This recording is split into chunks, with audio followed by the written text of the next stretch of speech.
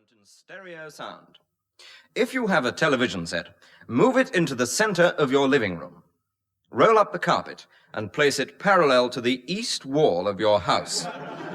Now, would you move your radio set to the right-hand corner of the room, taking care not to set fire to the furniture? Turn up the volume of your radio. Now, stand or crouch between the radio and the television set, with one ear on either side of your head.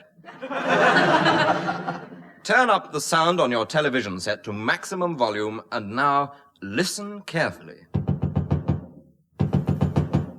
Can you hear that lifelike knocking? That's the neighbors complaining about the noise.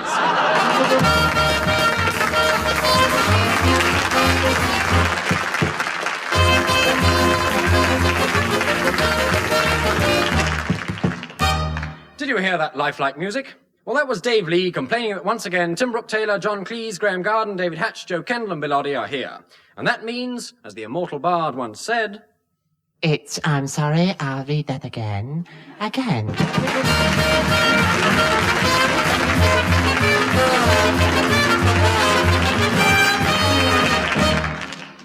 To be or not to be? That is the ridiculous question.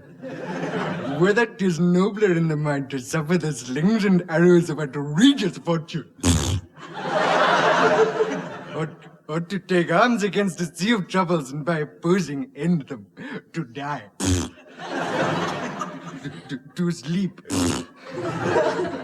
no more. And by sleep, to say we end a heart taken of very many thousand natural shocks that flesh is heir to. 'Tis a consummation devoutly to be wishes. To die. To sleep, perchance to dream. For in that sleep of death, what dream? What is this? Who is making the raspberries? Get out to here! Take your body outside! Go on, get out! Will you get out? Good. And now remember, that is the very, very last time we allow Sir Laurence Olivier in here.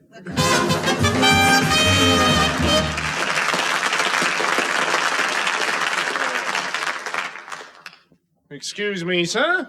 Yes, Constable? Why are you carrying that light? To see my way, Constable. In that case, sir, I'm afraid I shall have to book you. What on earth for? For riding lights without a bicycle, sir. What? Well, I think I'd better test your brakes while I'm about it. Would you mind just running up and down for a minute or two? And then doing an emergency stop when I give the signal? Well, if it's really necessary... I'm afraid it is, sir. Well, all right.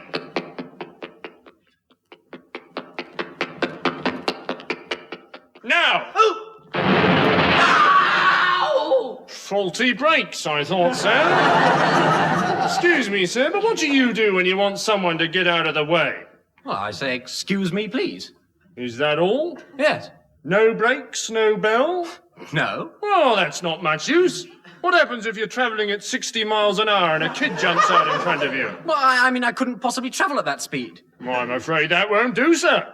After all, I've only got your word for it. For all I know, you may be souped up to the eyeballs and capable of doing 90.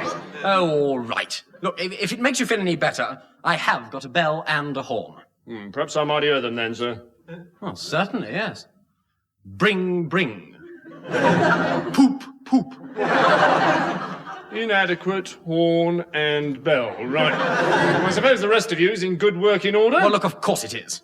Here, what are you doing? I'm just riding wash me in the dirt on your neck, sir. If you don't keep it clean, the bodywork tends to fall to pieces, and then anything can happen. But I've just been washed. And oiled, sir? Well, if you insist. Well oiled? Yes. Drunk? No, I no. thought so. In that case, I shall have to ask you to pull into the side, sir, and if I were you, I'd stay put till you sober up. All right. You win. Thank you, sir.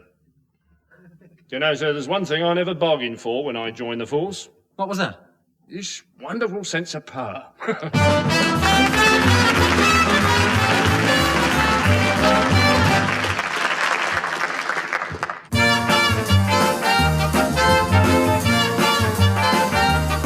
Well, I'm beginning to think it's time to go, 'cause I can feel my resistance getting low. So please don't start anything. No, don't. No, no, no. Oh, stop it. I like it. I'm gonna get in my car and drive away. Whatever's making you think I'd want to stay. So I'll just say goodbye and I'll see you tomorrow, eh? Hey, hey, stop it. I like it. Now don't touch, just a little bit closer. Why can't I be alone with you? Go now, slow down, jump down, turn round. Oh, I don't know what I want you to do, and I'm not getting much help from you. All right, I made up my mind, unlock the door. I should have tried to be firm with you before. All right, then that's enough. No, no. Oh, stop it, I like it.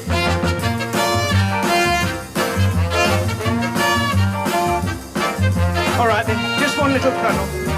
All right, 2, 3, 4, more, I want more, give me more.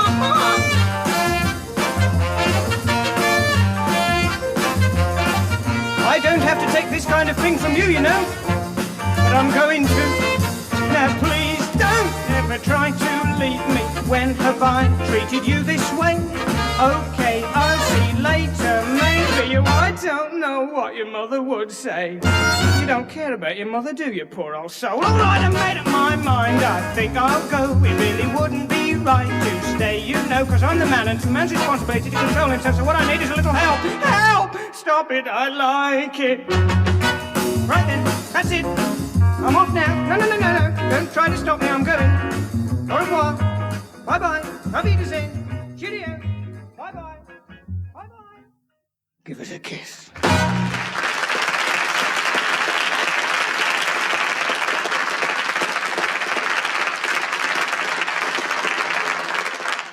Once again, with your holiday plans in mind, we bring you our full colour guide to romantic places. Come with us now to the Golden City.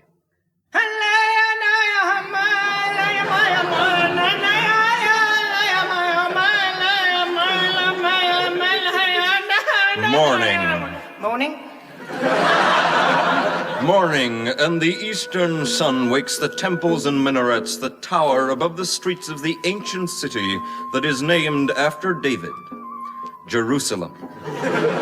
In their tall towers, the muezzins give their traditional greetings to the sun. Hello, sun.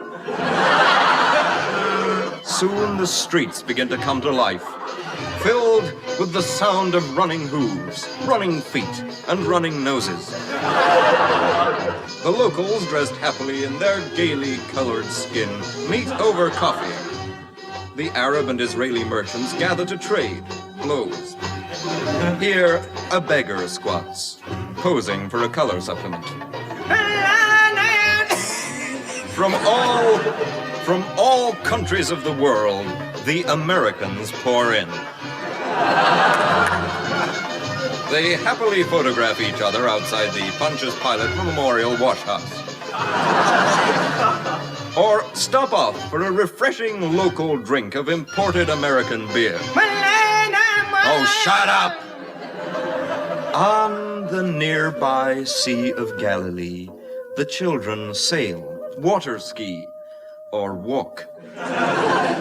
We reach it by the massive concrete Passover flyover, which can accommodate 4,000 cars, 2 pedestrians and a donkey.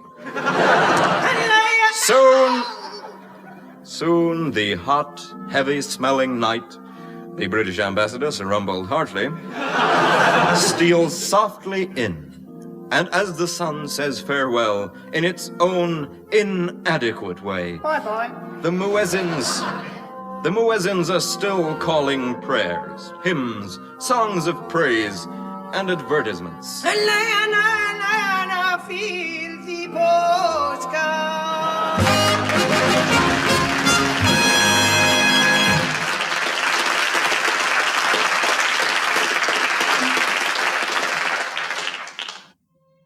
Darling, Yes, darling.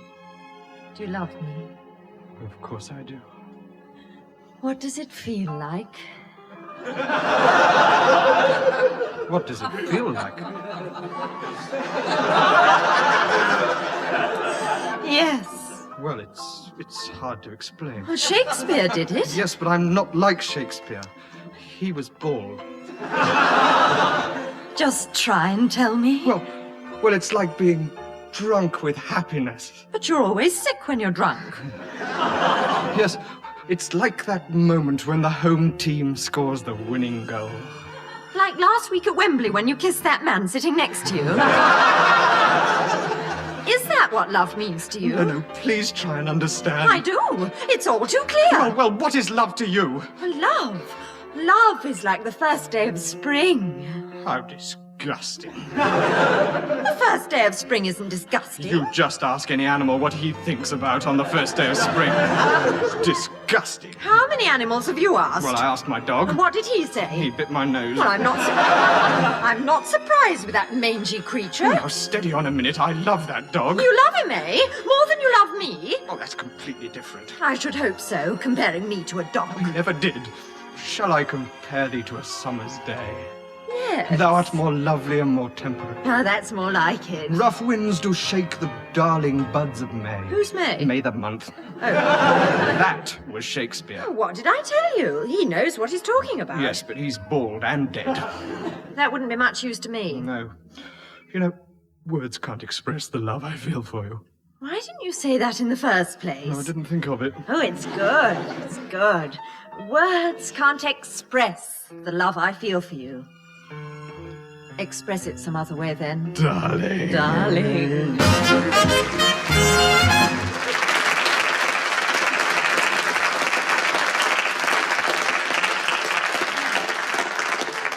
We've had a lot of requests recently for a straight song. So here's a rendering by curvaceous Bill Oddie, B.A., with Dave Lee and the Session Men of These Foolish Things. Or will you never let me be? Or will you never set me free? The ties that bound us are still around us. There's no escape that I can see. And still those little things remain that bring me happiness and pain. A cigarette that bears a lipstick traces.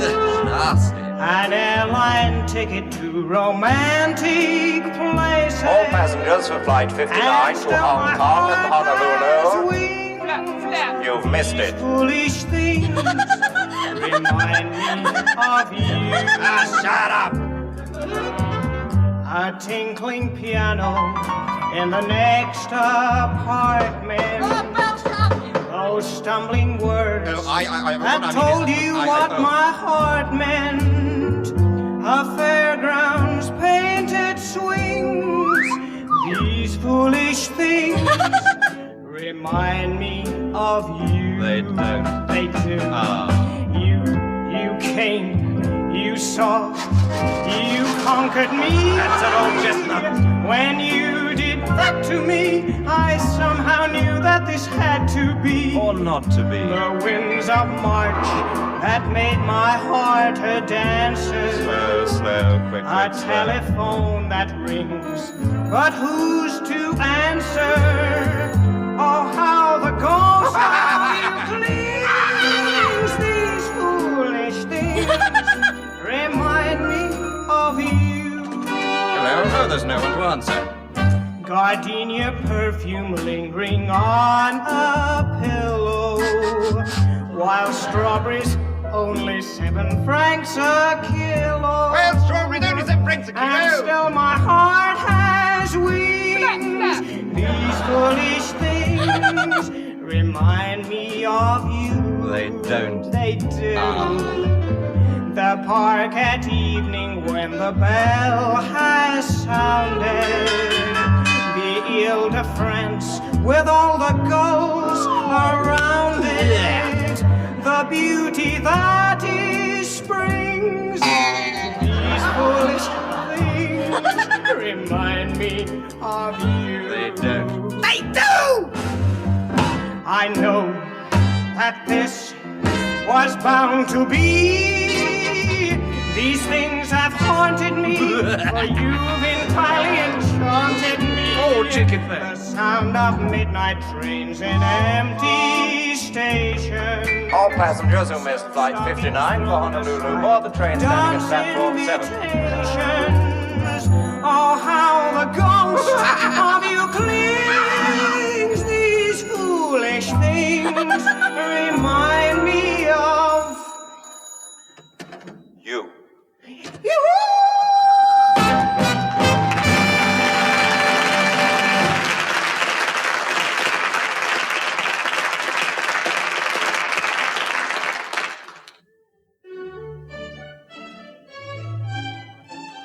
It's sports time. Sorry.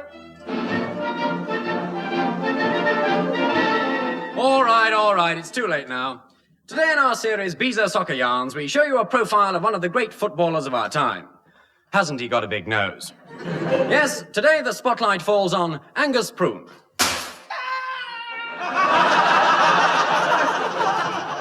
Little Angus Prune, now at the age of 73, the proud owner of 50 caps, and a pistol to fire them. Football fans will always speak of his name with awe. Little Angus Prune. Angus Prune came of Yorkshire parents, though his mother and father were Welsh. It was obvious as a baby that he was well built for ball games, firm and round, and the kids used to kick him up and down in the backyard. He was dribbling at 10 and talking at 12. Angus was one of 8 children, and Mrs. Prune, his mother, remembers him. You was the tall one with the blonde curly hair. No. Oh, then you must have been the rather pale one with the squint. No. Was he a girl? No. Oh, I give up. Yeah. It was September and the start of a new season when a shy, tousle-haired, blue-eyed little urchin tapped boldly on the manager's door and asked if he could become a footballer. 3 years later, he was playing for England. His name? Stanley Matthews. Angus Prune was not so lucky. When he was a junior, Clapton Orient allowed him to play a few games for £5 a week, but he couldn't afford to pay them for long. And so he came to the big city, where he was approached by a scout. Excuse me, sir, it's Bobber Jobway. Push off. At 17, he was spotted, but then so are most 17-year-olds. At last, just after his 48th birthday, he signed on with Livermouth United. And so, he was put into the B team. And a pretty B team it was too. But despite these setbacks, one day he was called into the manager's office. Come in, lad. Prune, ain't it? Yes, sir. Well, that's a relief. I'll try to be honest with you, lad, but it's not in my nature. Fact is, football club's in a bad way. I've been looking at you, Prune. You're a genuine two-footed footballer. So you're small enough to slip between people's legs. And I want you to be our skipper. Now, what do you say to that? I can't skip, sir. Well, I say your brains are in your feet, and I can well believe it. Look, you take over my team, put us back on top at league, and by end of season, I'll give you 10% of your earnings and a bone every Wednesday. Now, can I say fairer than that? I don't know. Fairer than that? Well done, Thank sir. you. But one day, disaster struck. In the game against Chelsea, Angus Prune scored 5 minutes after the kickoff, but Mr. Harbottom forgot to throw him his sugar lump and he went wild and savaged the referee. And so he was brought before the disciplinary committee of the dear old Football Association, sometimes known as the Sweet FA.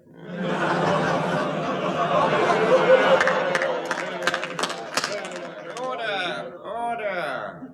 Oh. Angus Prune, you've been found guilty of ankle tapping, pulling, pushing, gouging, tearing, and hiding the ball down your shorts. This kind of barbaric savagery has no place in English football, and so... No! Yes, we're sending you off to Italy, where it's all quite in order. Now listen, Prune, we're depending on you. Yes, sir. We'll have to play these foreigners very soon in the World Cup, and you've got to help us. You've got to pretend you're a genuine Italian, you see. We want you to play with them, spy out their talent, study them, and make a note of their best players. And then kick them in the shins, butt them, punch them, throw bricks at them, anything you like, but for heaven's sake, don't do anything that would make them suspect you. Very well, sir. I'll do my best. Good lad.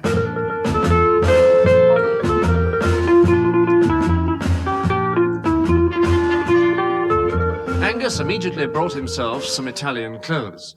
Prune looked a lot smoother now, and so he changed his name to Grape. And so it was that Italian sports writers prepared to welcome Beniamino Grappe, long-lost hero of Italian football. Everyone was amazed when he stepped out of the plane at Palermo. It didn't stop there. So for 2 weeks he sat on the airport steps, feeling forgotten. At last, a car drew up, and his new manager called to him. Hey, you're Grappe. He gave me quite a start, but he caught me after half a mile. And I set about convincing him I was a true Roman. You're a Beniamino Grappi, eh? Yeah, hail Caesar. You don't look much like an Italiano to me. You don't sound much like an Italian to me. Mamma mia, allora cosa ha detto? Come mi mette a fare? Cazzo mio. You're right. Hail Caesar. And another thing, you don't sound like a Latin. I don't, indeed, by so much the more, notwithstanding Hannibal, these things having been done, not only I do, but also I am. That's not Italian. Oh, yes it is, it's a dialect. Rubbish. You will be exterminated, exterminated. That's a dialect. No.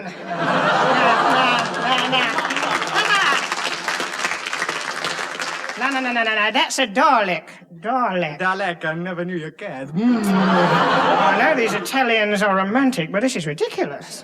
During the next few weeks, Angus got on very well with his teammates. We were just good friends. Then came a hot afternoon in Rome, and the streets were filled with elephants and hippos. It was the day of the big game. Rome Rovers were to meet Milan Albion in the clash of the season. Milan were known as a star-studded side. Why? They wore tinsel on their boots. In the London office of the Football Association, the bosses listened anxiously to the commentary of the game, specially relayed by Kenneth Wollstonecleese. And here in Florence, it's good afternoon from the seething, sun-soaked fettuccine cake cauldron of simmering Latin passion that is Rome's famed super stadium of light here in Milan, where 22 swarthy, spaghetti-swilling seniors of soccer sophistry will soon be ladling out sizzling spoonfuls of supercharged skilldom that should make Michelangelo's tapestries look like a bad folk rock parody of Wordsworth's controversial Paradise Lost. And what a crowd we've got here today. 68,721 raving Romans and milling Milanese in an atmosphere so emotional, even the seats are in tears. And Rome have won the toss and they're playing with the wind. And the teams are lining up, and the referee's whistle goes. But he's borrowed another one. And it kicked off, and Rome, the team of international stars, are on the attack.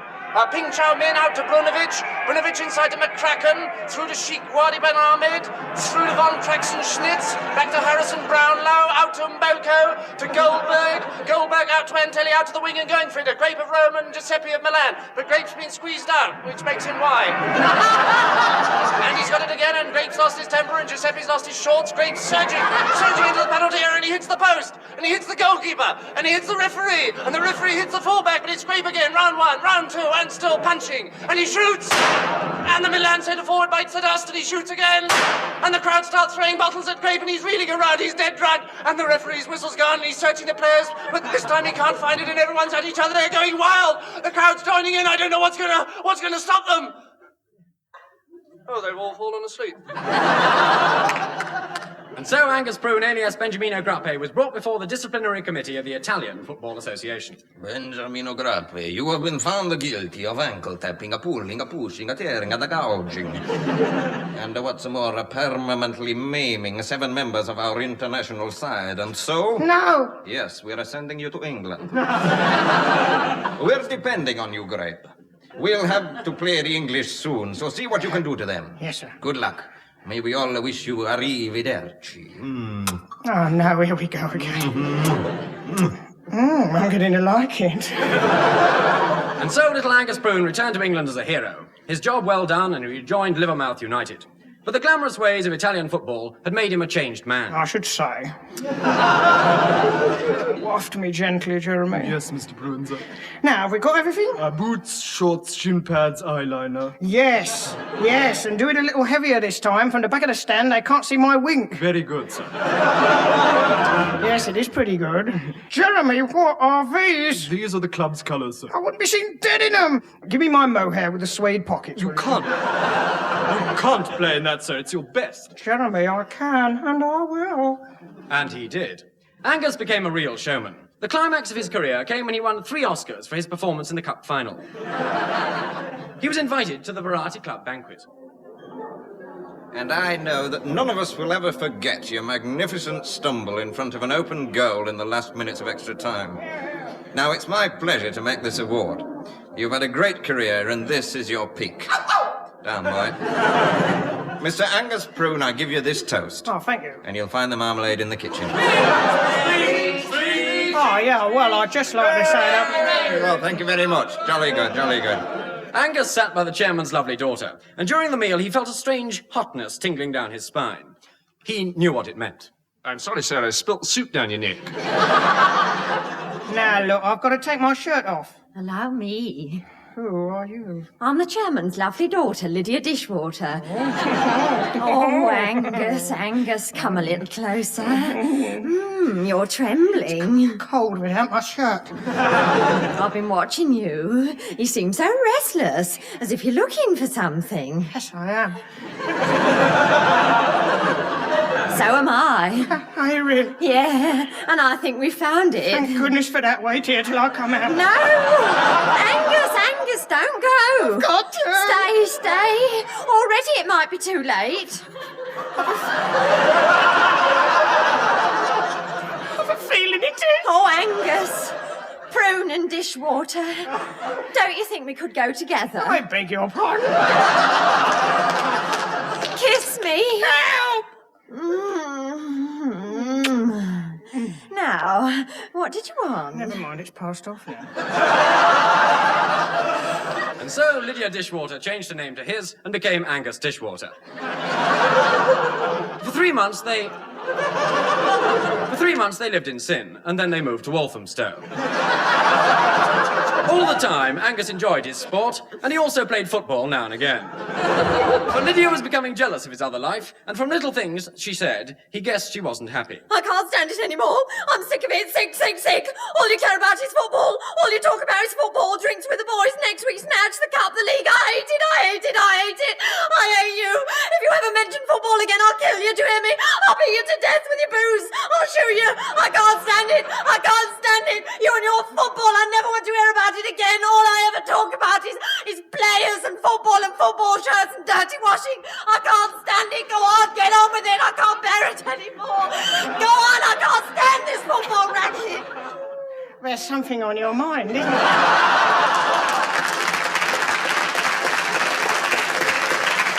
Oh, no. But though they tried to muddle on, Angus's game was affected, very affected. Week after week, he began to score directly, instead of the dramatic misses that had become his trademark. Things had come to a pretty pass, instead of a hefty kick, until one morning... Angus, what are you doing in the sink? I'm all washed up. Angus had to make a decision, and he did. And so he hung up his boots for the last time, and for 3 weeks he played in bare feet. But Lydia couldn't stand such callous behaviour, and Angus knew that he had to get away from Livermouth and all that it stood for. And what did it stand for? More or less anything. Yes, and so... Mr. Arbottom, I want a transfer. Well, we've got butterflies, flags of the world, and wildflowers of England. No, sir, I want to go now. Can't you wait? No. And so, little Angus Prune left Livermouth and Lydia behind him, and set out to climb once more the ladder of football fame. He put his best foot forward, and with his chin in the air, pride in his eyes, and hope in his heart, he took a train for London, and was never heard of again. Funny game, Polo. Glad you think so. Glad you think so.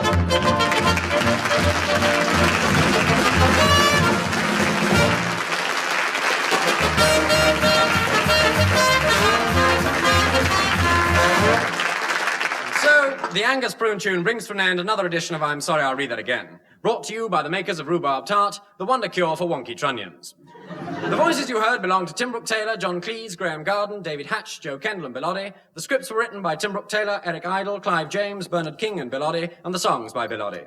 The music was provided by Dave Lee, with arrangements by Leon Cohen. And the show was produced by who shall be nameless.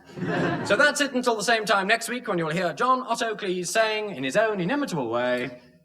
In his own inimitable way.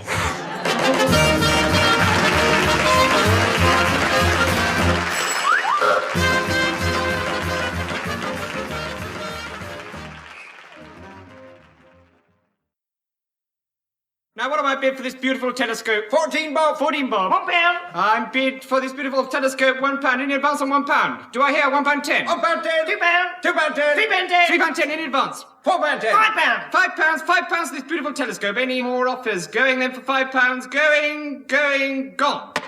That will be £5, sir. Here then. Thank you. Now let me see what's next. Ah, yes. This slightly soiled £5 note. What am I bid? Pair of brass candlesticks. Pair of brass candlesticks. Any advance on a pair of brass candlesticks? 3 brass candlesticks. 3 brass candlesticks. A hunting horn. A silver napkin A ring. silver napkin ring for this beautiful £5 note. Any advance on a silver napkin ring? A crown derby teapot. A crown derby teapot. Am I bid any more for this beautiful £5 note? No, then going for a crown derby teapot. Going. A telescope. A telescope. I'm bid a telescope. Any more bids? No. Going. Gone.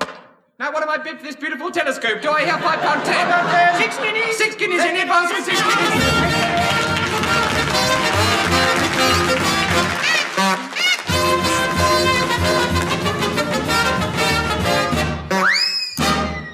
Once again, the Angus Prune tune brings under the hammer Tim Brooke-Taylor, John Cleese, Graham Garden, David Hatch, Joe Kendall and Bill Oddie.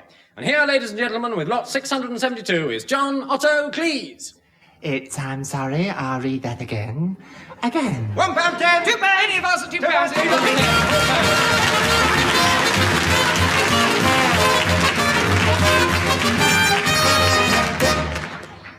Hey, Bill. Look. Yeah, that's the Archbishop of Canterbury over there. It's not. It is, honest. It is. I've seen his picture in the paper. It's not. It is, honest. It's honest. It is. Go and ask him. What? Me? Ask him if he's the Archbishop of Canterbury. All right, then. Excuse me, Squire. Are you the Archbishop of Canterbury? Push off! Well, was he? I don't know. He didn't say.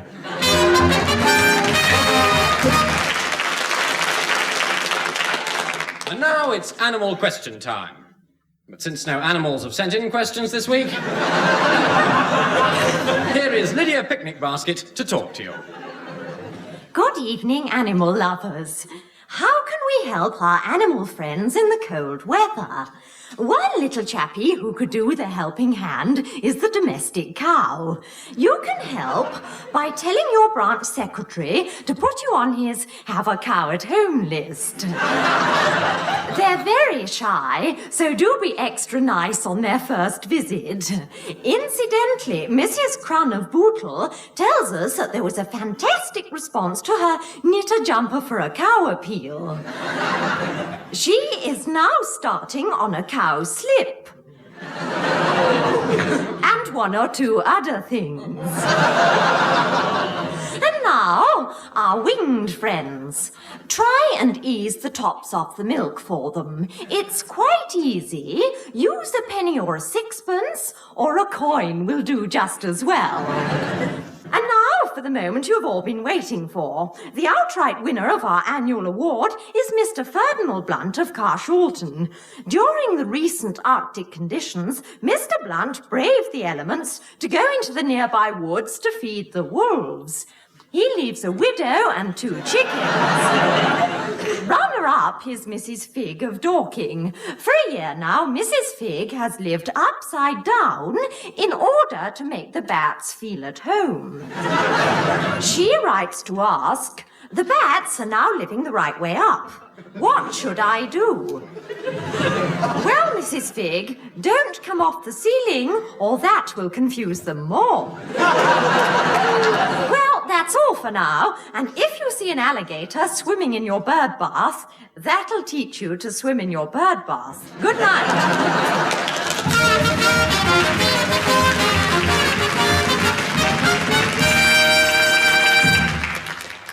And now, a word for all you dog lovers. Kinky. And now, a song.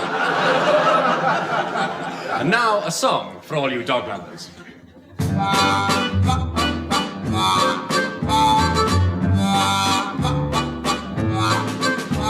Through life's tribulations, it's worry and woe.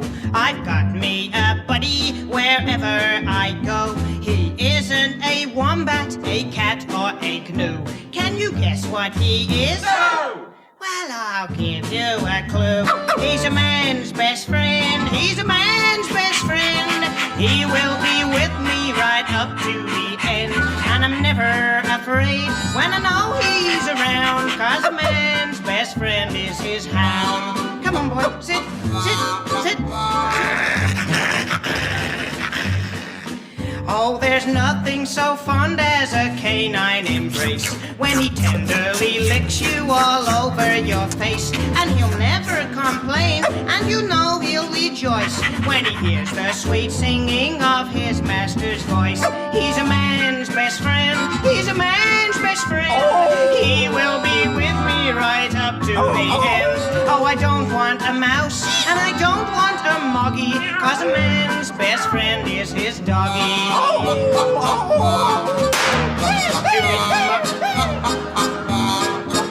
So if you need a pal, why not buy one of these?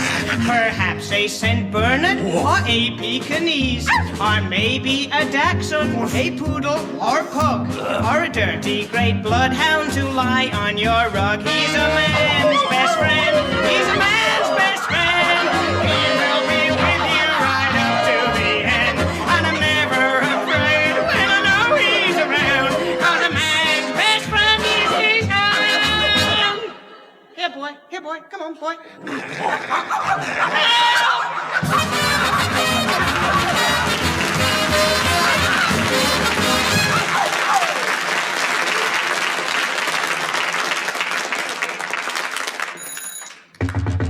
Come in. Matron told me you wanted to see me, sir. Yes, Partridge, come in, my boy.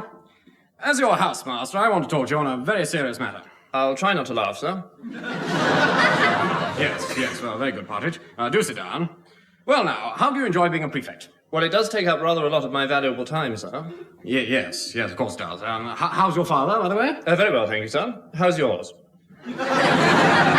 Quite well, thank you, Partridge. A terribly tedious old gentleman, as I recall. Well, I wouldn't say that, And you Partridge. might ask him to shave properly next time he comes. Yes, I will, Partridge. Will that be all, sir? Yes. No, I do rather want to say one or two things to you. Well, make it as quick as you can, will you, sir? I've got your wife waiting for me in the linen cupboard. Helping to sort out the clean linen, are you, Partridge? Oh, do be your age, sir. Now, what was it you wanted to say? Partridge, you see, it's... Well, spit it out, man, spit it out. To be perfectly frank, I've had reports about your drinking, you see. Now, do you drink, Partridge? Thanks, I'll have a scotch and soda. Partridge, surely you know the rules about drinking. You know, you're beginning to bore me, Clarence. What did you call me? Clarence. Clarence, it is your name, isn't it? Well, yes, of course, but I mean, I hardly expect you... Well, there's no need to be so touchy. I can quite understand that you're very embarrassed about it, of course. It must be one of the most embarrassing names one could possibly have, apart from Jocelyn. Your second name isn't Jocelyn, by any chance, is it?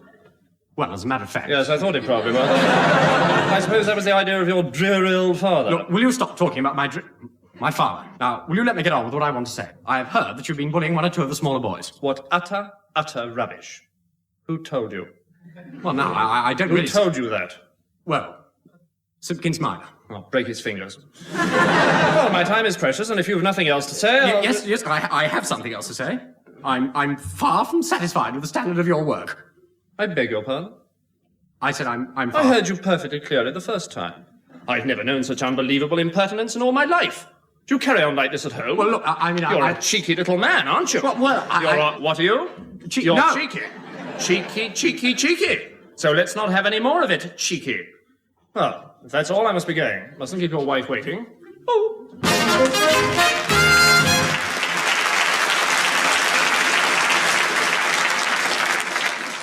Darling, Yes, darling. isn't nature wonderful? Yes.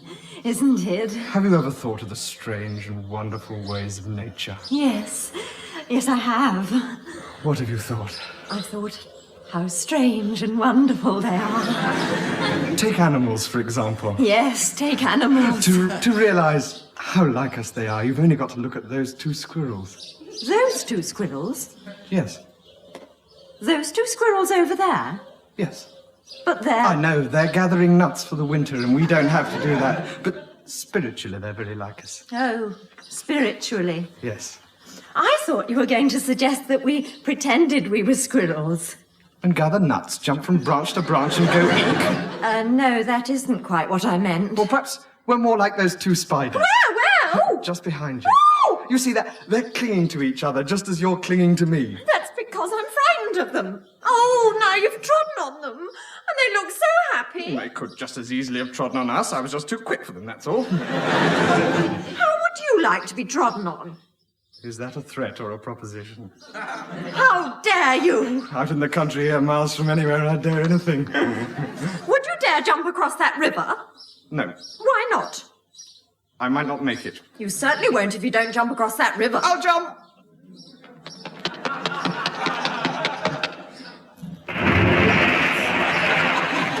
Darling! Yes? You know I said we were like animals? Yes? Omit fish! Why? They can swim!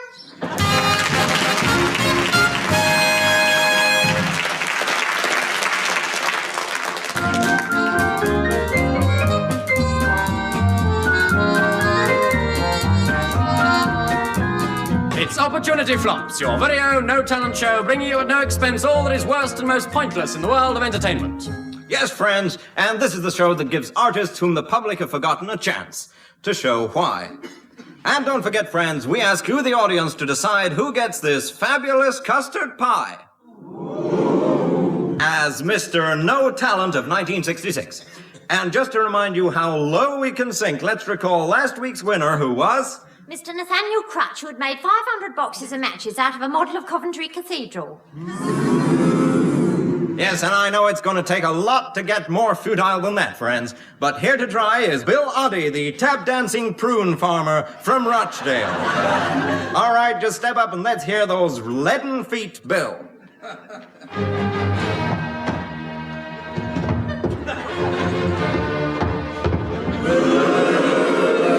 And that's 55 on the old boo-ometer for Bill.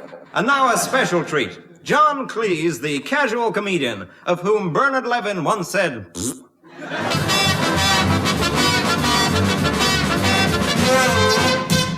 I say. Now, look here. It appears that there was this Englishman, this Irishman, and this Scotchman. And they were walking. No, it was a Welshman. A Welshman, an Irishman, and an Englishman. And the street was in Wales.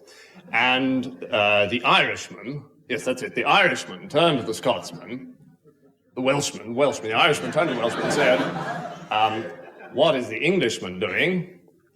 And the Scotsman turned to the Englishman and said,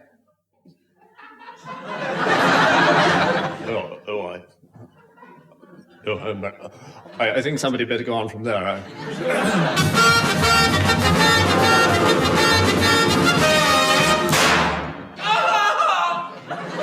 And that's 75, and I can't think anyone will get more useless than that. But there's nothing worse than a really degrading animal act. And so here's Granny Kendall with Tiddles, her highly trained cat. Now then, Granny, tell us, what does Tiddles do? I'll train my cat to be thrown into a bucket of water at 14 paces. Well, what's so wonderful about that? Well, would you allow yourself to be thrown into a bucket of water No, at 14 I don't suppose paces? I would. Now, tell me, how do you get him to do it? Shh, he doesn't know.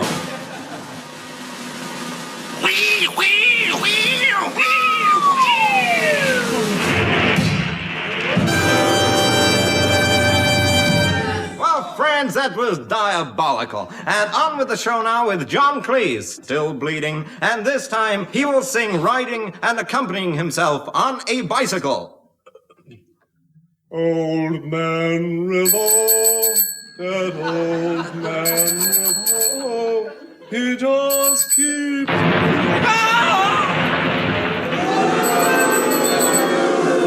And it's 80 this time for John. Well, that was chronic. Absolutely disgraceful. And now, friends, let's see if Tim Brown Windsor, the farmer's lad from Buxton, can get any worse with his farmyard impersonations. It's summer, and the birds are singing. Moo. Sorry, the cuckoo. Woof. And the lark. Bah. Oh dear. And here comes Rover the sheepdog. I'm so sorry. Over the hill, we hear the tinkling of cowbells. Oh, dear, I'm so sorry. And Farmer Giles' friendly call. Get knotted! I think I'd better go and rehearse. Well, thank you, friends, and that's 95 for Tim. And finally, the incredible balancing feats of David Hatch and Les Trois Twits. Hey, hop, Hey, hop! hey, hey, hello, hey,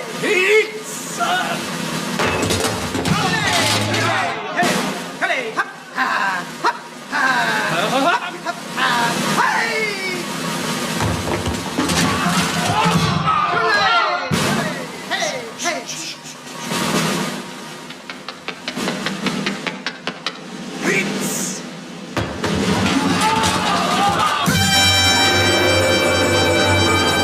And they get 103, friends. Fantastically bad. And I think that's the worst act we've ever had. In fact, it is the worst act we've ever had. That's marvelous. And thank you for being quite the worst audience we've ever had. And thank you especially for your booze. We'll be drinking it after the show. But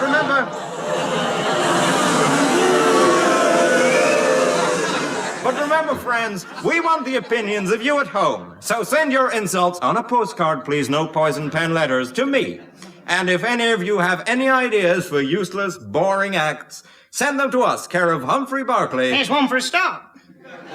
BBC, New Bond Street, London.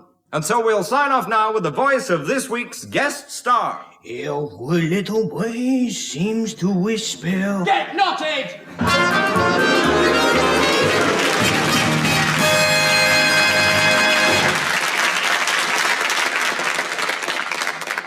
All right. I suppose you want to see round the flat, do you? Yes, please, if it's not inconvenient. It is, actually, but follow me. In step, if you don't mind. Right. Now then, here we have the living room. It's rather small, I'm afraid. In fact, all the rooms are. The architect was a dwarf. However, it'll be quite cosy when the windows are put in. What about the roof? Oh, you'd like a roof, would you? Oh, well, that can be arranged, though you may have to wait a bit. We're a little short of plastic. And look here, if you want roofs on all the rooms, you won't be able to get in. You see, these flats were really built for parachutists. Now then, if you'll follow me, I'll show you the bedrooms. Yes. Now, in here, this is the first one. I know it's exceedingly cramped, but it was originally designed as the loo, which of course, explains that chain over the bed. For heaven's sake, don't pull it or you'll get an electric shock. Now, to flush the loo, you turn out the light in the main bedroom. That's rather inefficient, isn't it? Absolutely ludicrous, I can't agree. I see. Where's the bathroom? Ah, well, I hoped you weren't going to ask that. There isn't one. But if you want a bath, you'll find the Crippins across the road, very amenable. All the people in this block go there. They don't come back, but I mean, you can get killed crossing the road these days, can't you, eh? Well, I suppose you'd like to see the main bedroom, would you? Well, since I'm here, Yeah, well, this is the main bedroom. Not a bad room, really. Sorry about the barbed wire. We ran out of bricks. Who are all those people sitting in that cupboard? They're the sitting tenants, sir. And I'm afraid you're stuck with a goat as well. Well, what's it doing in here? Don't worry, sir. It does that in all the rooms. What I mean is, why is it here? Oh, I see. It refused to budge when the builders came, sir. Anyway, it's impossible for the milkman to deliver, so be thankful for small mercies. Do you think you could manage to milk it? Well, I could have a go. You'd be lucky as a billy goat. Do you have the main services? Oh, yes, except evensong. Parsons always in the pub at 6:30 playing dominoes. No. What I mean is, can you get electricity and gas? Oh, I see what you mean. No. Well, how am I supposed to keep warm? Well, have you got any furniture? 1 or 2 sticks, yes. Well, rub them together. I see, so it hasn't got heating. Look, how old is this block? About 15 years. But the last tenant completely converted it. He was a Catholic. I think I've seen quite enough now, thank you. How do I get out? Fly? Oh, very funny. It serves you right for dropping in the first place.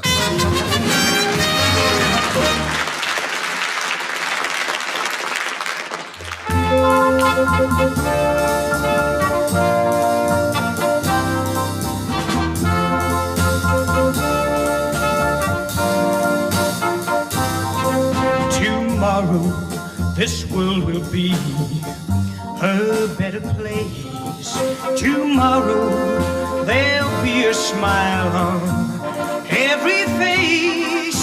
Tomorrow the sun will shine behind each cloud, and tomorrow a man will stand up tall and proud.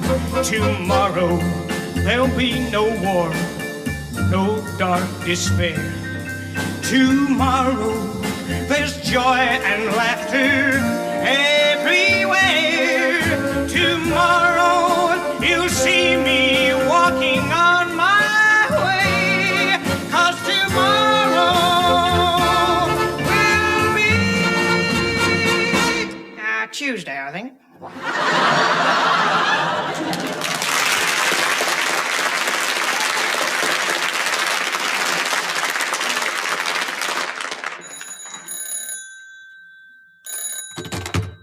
Hello. Hello, Doc. Doctor speaking. This is Fred Green at Canyon Villas. You know that medicine you gave me, Doc? Mr. Green. Yes? What was in it? Nothing really, just a simple tonic. Yeah, well, I've had an accident. Yeah, our Budgie drank some. So? It's gone berserk, Doc. Berserk? No, berserk. Since he drank your tonic, it's gone mad. Mad in what way? It's turned rogue, Doc. I've got a rogue Budgie. What do you mean? Well, the cat strayed by its perch this morning and something terrible happened. What? The Budgie ate it. The Budgie ate your cat? Yeah, and our goldfish has disappeared as well. Well, Mr. Green, this really isn't my problem, you know. You need a vet. Yeah, well, we called him in, but he couldn't do nothing. Why not? The Budgie ate him as well. A man-eating Budgie? Yeah, it's very worrying, Doc. I haven't seen my wife for 2 hours. And my snakeskin slippers are gone as well.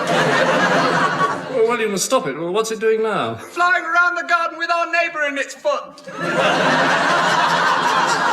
It must be destroyed. Shoot it or something. No, Doc, I couldn't do that to my little Joey.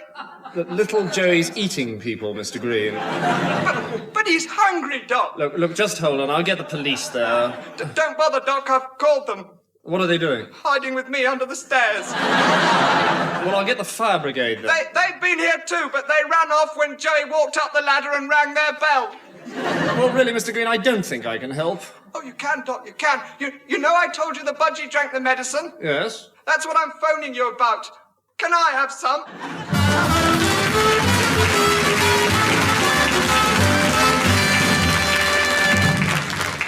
And now a tale to send shivers up your teeth and make your spine rattle. Tonight we bring you a version of Agatha Sotheby's famous thriller, 10 Little Emergent Nationals. For reasons of a very highly complex and technical nature, our version is called 5 Little Emergent Nationals.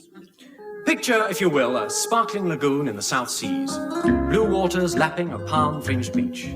Are you picturing it? Pretty, isn't it? Our story, however, starts on the remote, storm-tossed island of Canvey. 4 people have gathered in answer to a mysterious summons served by a mysterious traffic warden.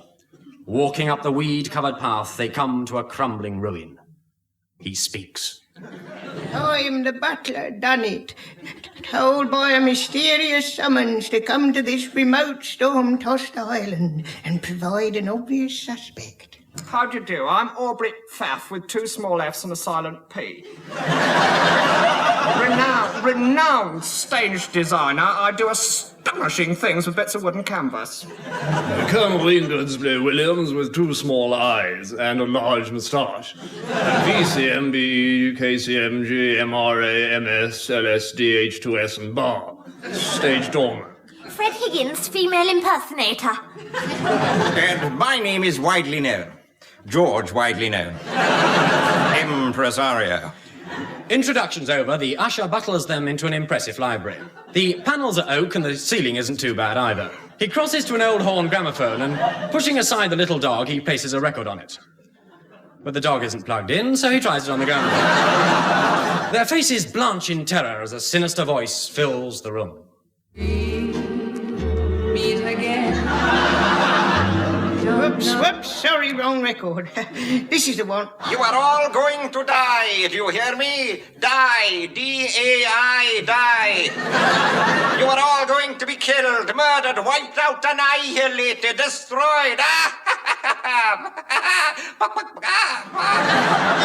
Right heavens, what do you think of that, Fred? Well, it is original and you can hear the words. Yes, I voted a hit. Colonel Inglesby Williams? I recognise that voice. Who was it? Vera Lynn. No, the second record, Ducky. Oh, I recognise that voice too. It was the voice of... He's slumped to the floor. I think he's dead. Look, 2 little holes in his head. By Jove, yes. His nostrils.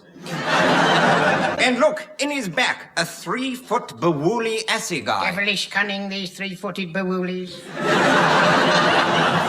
It's a plot. A diabolical plot. Oh, no, but it's all we've got. 1 down, 3 to go. There's only one person who could be behind this. It must be... Aubrey, what is it? Cramp in my calf, sweetie. These gold lame suspenders are wicked. The following morning, an important decision had to be faced. I think perhaps the Wheatie Puffs. I'll have the snappy bran. It does keep me going. Yes, it would.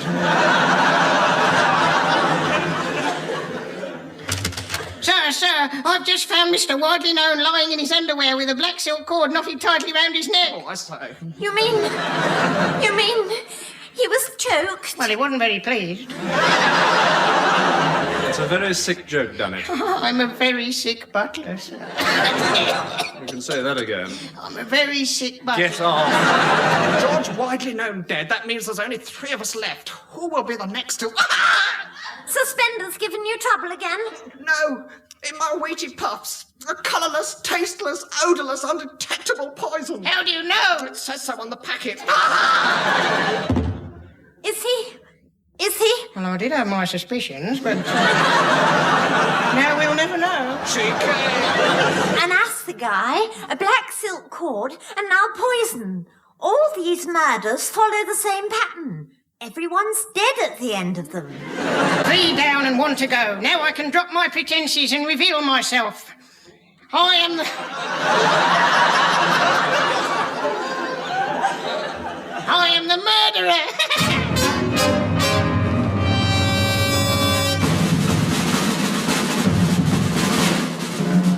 What was that? My pretences dropping. Wait a minute. I recognise you. Yes? Yes. You're the butler, done it. That's right, and I did. What? Do it. Ah, so you done it. Yes, me done it, you Jane. No, me Fred. But if you done it, where do the 5 little emergent nationals come in? Through the French window.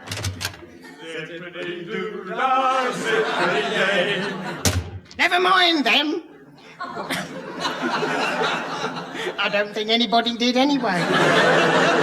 Your time has come. I shall take this gun and shoot you. Take that. Take that. Take that. Or possibly that. Or one of these. Luckily, the sound effect jammed, and Fred Higgins, female impersonator, who was really policewoman Doris Trueheart impersonating a female impersonator, quickly pushed the butler into a handy valise, and by jumping on it was able to close the case. To think I should have sunk to this. I should have been a concert pianist like Mummy wanted.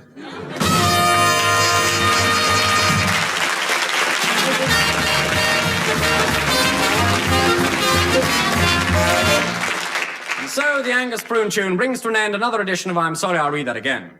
The show of which so many people have said, what? What? Those taking part were Tim Brooke-Taylor, John Cleese, Graham Garden, David Hatch, Joe Kendall and Bill Oddie, with the music of Dave Lee.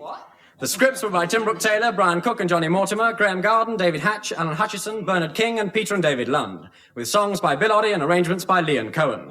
When? The show was produced by Humphrey Barclay, who was this week's deliberate mistake. So there it is until the same time again next week, when John Otto Cleese will once again whisper seductively at the microphone. Nice microphone. My name is Angus Prune, and I was listening to I'm Sorry I'll Read That Again. My name is Angus Prune, and I never miss I'm Sorry I'll Read That Again. I sing in my old band, I have a good love. Cool, Sarge, it's not much fun being stuck here, is it, Sarge? Stuck here in this lonely, far-flung outpost of the once proud British Empire, upon whom the sun is slowly setting, with only a tin of bully beef and an old cracked record of Vera Lynn for comfort. Not like home, eh, Sarge? Not like the old Marlin Road with all the lads chatting up the birds, swinging down the jelly deals and listening to the radio. The dear old BBC. Cora, I couldn't half go a bundle on a genuine old English radio comedy show for a few laughs. Like the good old days back home, eh, Sarge? Eh, Sarge? Yes, Colonel.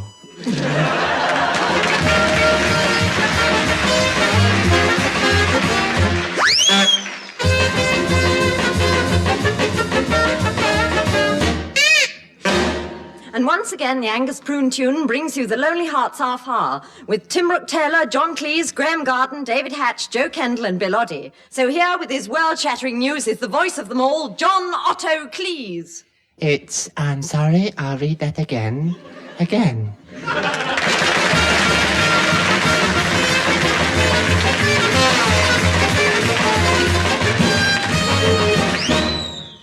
This is the Animal Service of the BBC.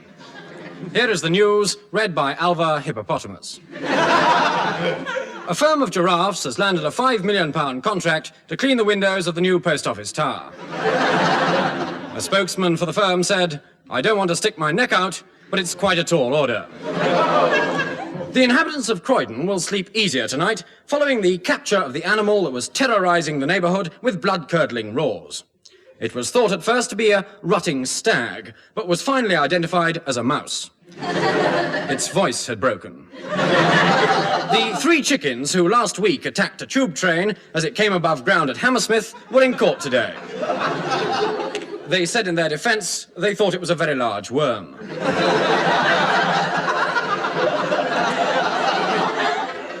Terence, England's oldest mayfly, died today, soon after celebrating 100 seconds of married life.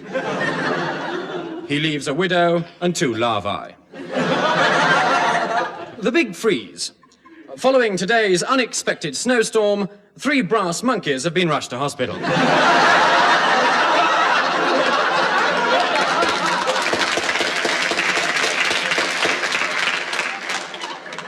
Sport. The bullfighting season today ended in Madrid with a thrilling victory for Scottish champion bull Angus. He was awarded the Matador's ears. This afternoon's Grand National was won by jockey John Gilpin. His horse said after the race that Gilpin hadn't put a foot wrong. Gilpin was bred by Mr. and Mrs. Gilpin and trained at Brighton Grammar School. Finally, here are 2 police messages. Early this morning, the police were investigating reports of what was thought to be a man-eating tiger in Regent's Park.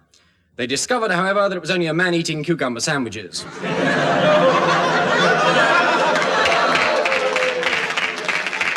And lastly, it is reported from Whipsnade that a baby kangaroo is missing. Would anyone who visited the zoo today please turn out their pockets?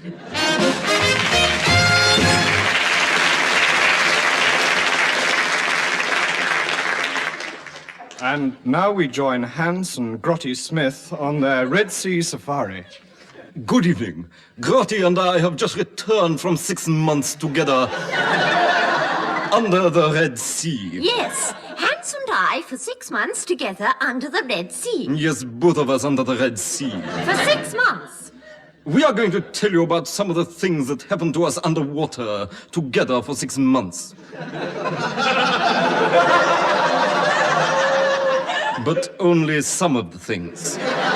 Because 6 months is a long time. A very long time. Especially underwater. Grotty, 6 months with you is a long time anywhere. Here on the film you can see me playing with our pets. Yes, and here are our water scorpions. Although they are so small, they weigh 140 pounds. Yes, I like a heavy pet. Aha! And here you can see Grotty sitting on the poop.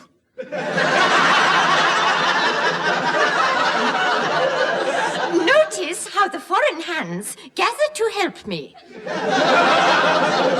I'm noticing, Grotty, I'm noticing. Ah! Here I am in the middle of the ship, putting lead weight on my feet so that I can submerge. And here you see Hans taking it off again so that he can walk to the edge of the ship. I playfully push one of our dark-skinned native boys into the water, and he playfully wriggles out of the sack. But soon, Soon I slip overboard. One of the joys of being underwater is that there is complete silence. Even Grotty has to keep quiet. We communicate down there purely by signs, and there you see Grotty telling me that we have 2 minutes of oxygen left. Once underwater, we frolicked happily in this element, except for a short period when it rained, And we returned to the boat for tea. Now it is time for us to get out of our costumes, and the boys all rushed to the assistance of Grotty. But as we turn round, we spy a huge white whale, which we instantly name after the famous novel, Rebecca of Sunnybrook Farm.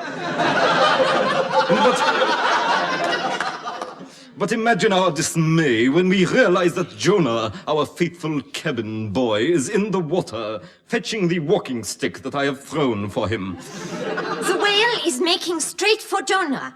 I'm afraid it's the old story. What can we do? 2 days later, Hans immediately volunteered to go to Jonah's rescue. Alas, I am too late.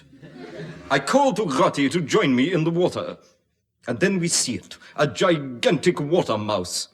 We must return to the ship at once. But look, snap! A big clam has closed over Grotty's foot. As the giant water mouse with jaws akimbo moves towards Grotty, I hurriedly swim back to the ship for more film. I am trapped underwater with only 2 hours oxygen. This is where we must leave Grotty until next week. I hope then that I shall be returning with more film. And I hope then that I shall be returning. Goodbye.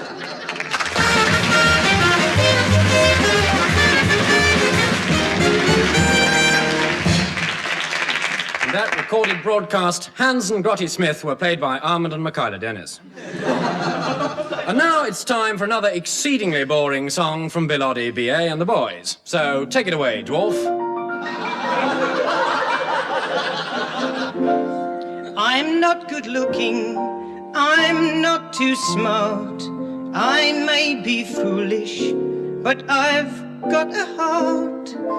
I love the flowers, I love the sun. But when I try to love the girls, they laugh at me and run.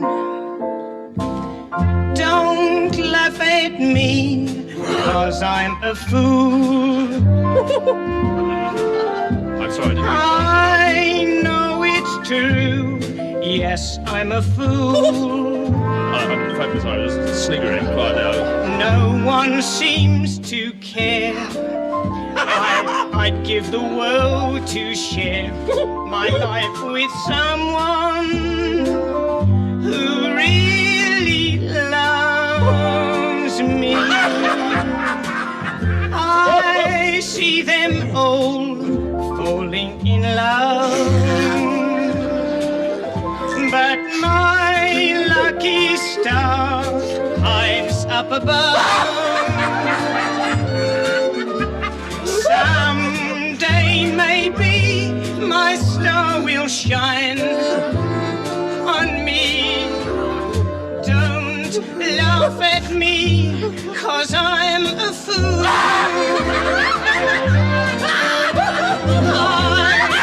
I see them all in love. My lucky star hides up above. Someday maybe my star will shine on me. Don't laugh at me.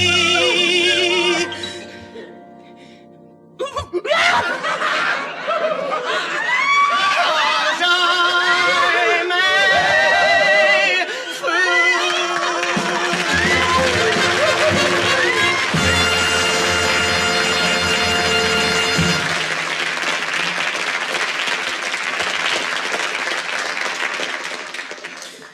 You probably didn't realize that babies talk long before we think they do.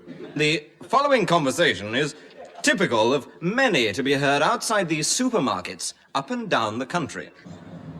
Morning, Johnny. Morning, Hugh. So your mother's been giving you beef broth again, then? You're covered in it. Terrible, isn't it? She's such a messy feeder. What's that stain on your bib? Fish and macaroni. I thought I recognised it. That was supposed to be my breakfast. She'd run out of cereal, I ask you. I spit it out every time. She will go on giving it to me. I tell you, she's no idea. Has she changed my nappy? Has she changed your nappy? Not a child. Not a child. Hang on, here comes Cyril and his ghastly mother. Come on, scream, everyone. Sweetie, I'm just going to get some din-dins for you. Chucky, chucky, chucky. Din. Chucky. Morning, Cyril, sweetie. Do belt up, you fellows. I say, you two look in a right old mess. You can't talk. Look at all those matinee jackets you've got on. What's the matter? Is Granny staying? Granny. Yes, she is. I had to scream like mad this morning to make her take a stupid great shawl off me. And look at these mittens. How am I supposed to suck my thumb? Well, what's new with you, Hugh? Oh, I saw my father last week. Funny-looking bloke. Really? Kept throwing me up the air and laughing. Strange sense of humour right after fish and macaroni. Well, they're all out of their minds. At least he doesn't feed you like my old man. Yesterday, just because I was a little slow, he gave it to the cat when Mother wasn't watching. Look out, here comes your mother again, Cyril. Everybody scream. Nasty little baby's been upsetting you, sweetie pie, poor thing. I won't be very long now. I'm just going to the chemist to get you a dum-dum. Get lost, silly old bag. Get yourself some poison. Hey! I'm getting christened next week. How about that? Oh, I did that weeks ago. Everybody came, I got soaked, and they had a party.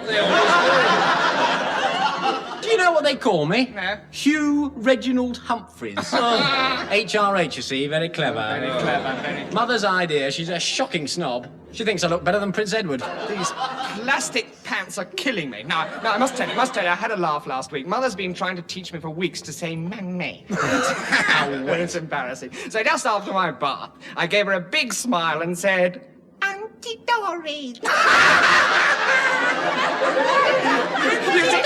You see, I haven't got an Auntie Dory.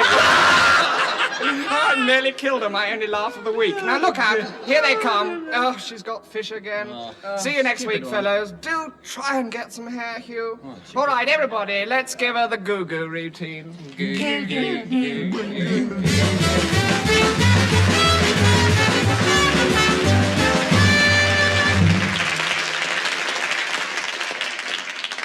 I've been looking after museums for 30 years now. Seen some pretty goings on, I can tell you. Here's one now. Stop that! Filthy beasts. Half an hour looking at them Greek statues and they're all at it. Of course, you know, I've watched a lot of people come in here, then I've watched them going out again, all except the bloke with the bowler hat 2 years ago. I watched him go in. He never came out. Most people think he got lost in the Minoan labyrinth, but I have a sneaking suspicion he fell in the Byzantine pot. Because that night, when I was closing up, I heard a small voice shout, "Help! I'm the bowler-hatted bloke and I've fallen in the Byzantine pot!" Don't like to go in the Byzantine room now. I always seem to hear scratching noise. Then, of course, there was the time 3 mad nuns tried to sacrifice the curator's budgie on the model of Stonehenge. Of course, whilst they were dancing about, it flew off, straight into that Grecian statue over there, shattered it into 1,000 Grecian fragments. Anyway, next day, some bloke put it together again. Took him 14 years. Then they found it was a fake, so he came in here next night and smashed it again. Next day, they found new evidence to prove it was genuine. Still comes in here from time to time, that chap. Gibbering. Made a small mistake myself once, you know, sitting here one night and a bloke walks past carrying a large brown paper parcel. "What you got in there?" I asked him. "Portrait of the Duke of Wellington," he says. I thought one of them saucy types. "Oh, glad that's going," I said. "Never did like it. Carry on." "Thank you," he says, ever so polite. They gave me 14 days dusting the dinosaur for that. One flick and it fell to bits. Mind you, I put it together again somehow. It's called a pterodactyl now. Of course, you know, the worst time I ever had was when a fella brought his wife in to be mummified. I said, "We can't do it, mate. We only put 'em on show." They're putting her in the prehistoric room tomorrow in the same case as Neanderthal man. Don't know what they hope to achieve by that. Anyway, can't sit here all day. Oh, I don't know though. Suppose I could.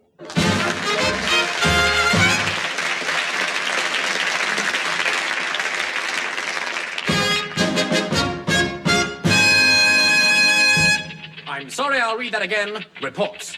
Each year at Bank Holiday, we hear stories of violence and rioting. This is a story about violence and rioting. Last year it was teenage mods and rockers. This year a new menace shook the nation as marauding gangs of old folk converged on the East Coast resorts, terrorizing youngsters, scattering newspapers and digging up beaches. They call themselves day trippers. She was a day tripper. They're divided into two strongly rival factions, men and women. They're easily distinguished by their distinctive styles of dress. The men in blazers, grey flannels and white shirts open to the neck, and handkerchiefs cruelly knotted on their heads. Women in print skirts and white blouses, semi-transparent, so that 2 or 3 sets of bra straps are clearly visible. They call this weird gear their summer outfits. These are the same people who spend their evenings in smoky public houses or women's institutes, or just sitting at home watching violence on the television. Many of them take alarming quantities of beer or stout, quite openly. I saw one old man throw a dart through the board and both walls of the ladies' room and into a passerby on the pavement outside. That's how far it's gone. That's how far it's gone, but make no mistake. The old folk are here to stay. Theirs is a decadent cult based on hero worship. Wilfrid Pickles, Maurice Chevalier, and the Bachelors. But it's spreading. Some sociologists see it as a rebellion against teenage domination. Others as a development of the deadbeat age. They put their feelings in their music. Songs that are protesting, anarchic, bad. To end our report, let's hear a song from the daddy of the old age rebellion. Following up his last hit, 19th Rheumatic Symptom, it's old Pop Art himself with The How. People always stop and stare. Living on my old age pension. Just because I've got no hair. Living on my old age pension. I've been banned from public houses. Living on my old age pension. Because I wear turnips on me trousers. Living on my old age well, pension. they say I'm no good, but I'm misunderstood. Hey, hey. Hey, hey. Hey, hey. Hey, hey. I'd love to go to Blackpool Tower. Living on my old age pension. And drive at 20 miles an hour. Living on my old age pension. I do anything I please. Living on my old age pension. Eat pickled onions with me cheese. Living on my old age pension. Well, I know that it's wrong, but I'm still going strong. Hey, hey. Hey, hey. Hey, hey. I don't care what people say. I'll smoke 3 cigarettes a day. I'll stay out till 11 and lie in bed till 7:30. If you see me coming, step aside, because I've got trousers 2 foot wide. I can sing wherever I go. Oh, yes, Lordy, Lordy. I know she emancipated.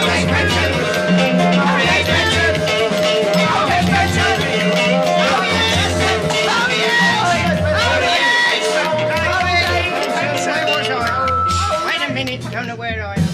Oh, I like beer and I like benches. Living on my old age pension. And I like sitting on park benches. Living on my old age pension. I like to play my concertina. Living on my old age pension. And I like jam on semolina. Living on my old age I pension. can even get high on a slice of apple pie. Hey, hey. Hey, hey. Hey, hey. Living on my old age But I'm alright then. pension. On my old Well, age I'm pension. alright. Living on my old age Yes, I'm alright. Well, I'm alright. on my old age pension. Living on my old age pension. On my old age pension. I'm not well. I'm going to be sick. Hey, hey, hey.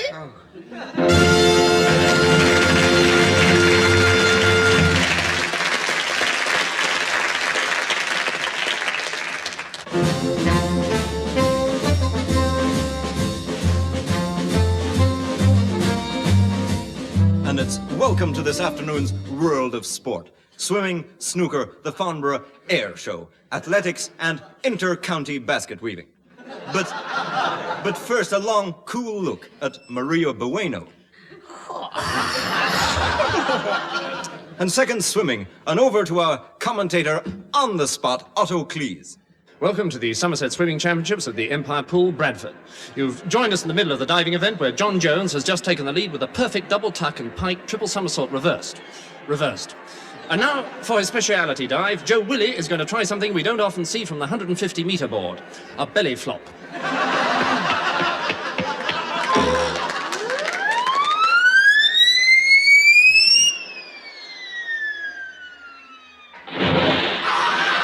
Absolutely perfect. Absolutely perfect. Well, that's the sort of dive you only do once in a lifetime. And now let's go over to the kiddies race the crawl. And I think they're already there, yes. 1. I'm 1. 2. I'm 2. 3. I'm 3. Go. Shan't.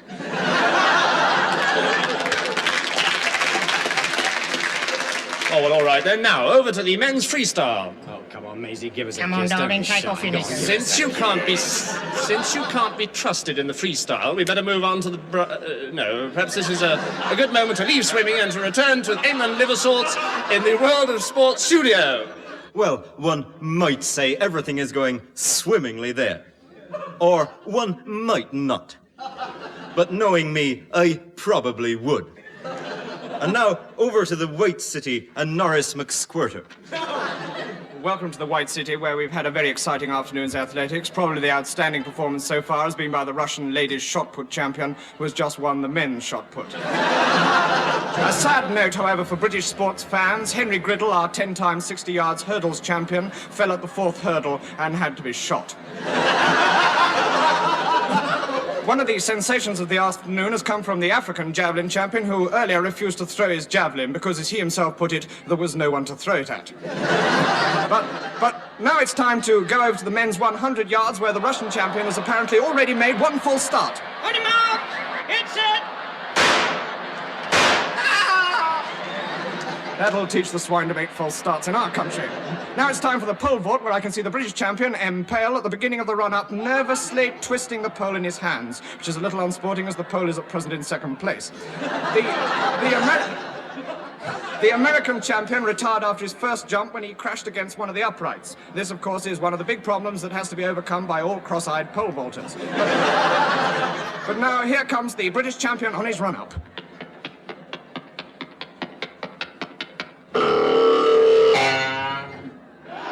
Oh, what a beautiful leap! Up he goes! Up! Up! Up!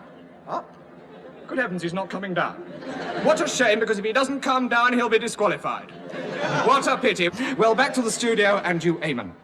Well, thank you, Norris McSquirter. One might say things are jumping at the White City.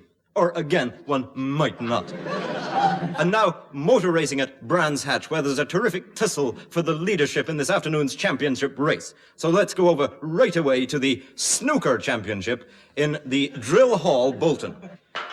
And the news here is that Joe Mavis has just pocketed a red, but they're making him put it back on the table. And now he's going to pot. Well, he's over 70. Joe has chosen his colour. He's going to pot the pink. He's potted the pink, and that should come up nicely with the daffodils. Down goes the pink, and the white ball has gone right round the table and is resting on a cushion. And I'm not surprised. He must be jolly tired. Joe is queuing up once more. It's always crowded here on Saturdays. And he's sunk the last red, which means he's now on the green. So he takes his putter and pinks the pot.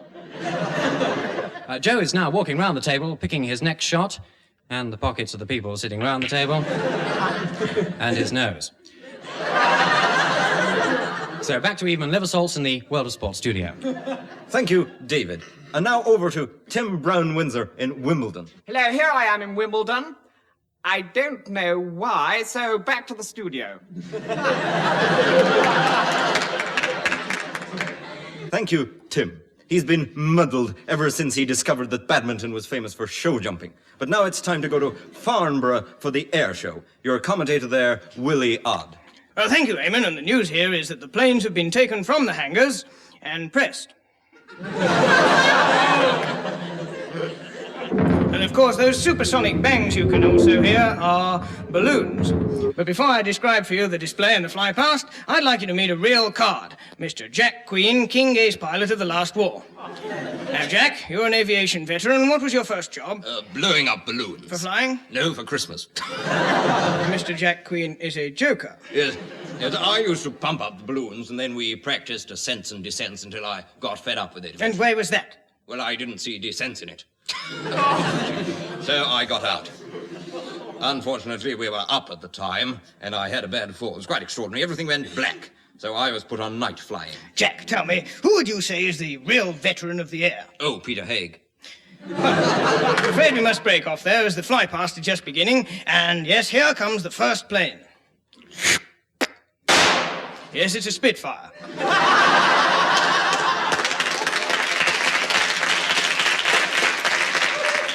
And with that, back to the studio. Well, you might say things are really flying at Farnborough. No, even I wouldn't say a stupid thing like that. Oh, I don't know, though. But finally, this afternoon, it's wrestling, and over now to Spent Wilton. Well, welcome to Portsmouth Town Hall. We have an interesting heavyweight contest for you this afternoon. Just getting into the ring in the red corner is the man you love to hate to love. Panther Bottomley, the Russian Nazi Chinaman from Mars. And climbing into the blue corner is David Crumble, known to his friends here as Apple, the popular local boy who was born right here in Portsmouth. I know last week up in Boodle, David told me that he was born in Boodle, but he now tells me this was a deliberate lie.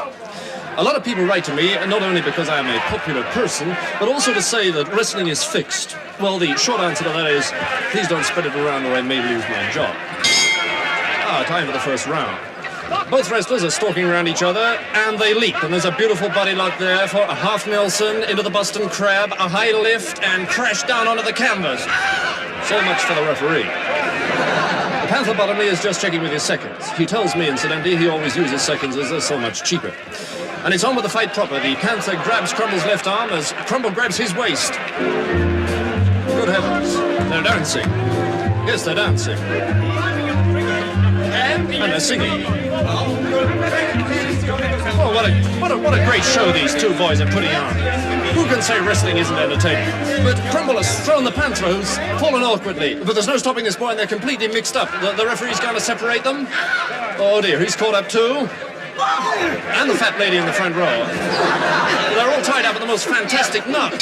And there goes the bell for the end of a sensational fight. But before I hand you back to Eamon, the management here have asked me to say if there's any Boy Scouts looking in who think they recognize the knot, would they please contact the Portsmouth Town Hall as soon as possible. Eamon. Well, and that's all from us for this afternoon. Next week, of course, there's the Rugby League International Final at Wembley and the fight of the year, the World Heavyweight Championship bout. So I should go out and see that, rather than watch the boring load of old rubbish we'll be showing. Goodbye.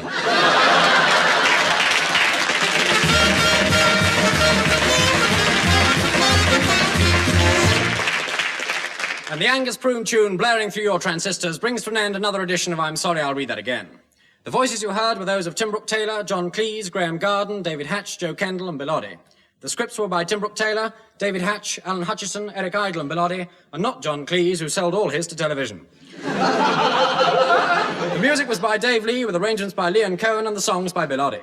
The show was produced by Humphrey Barclay, who was said last night to be comfortable.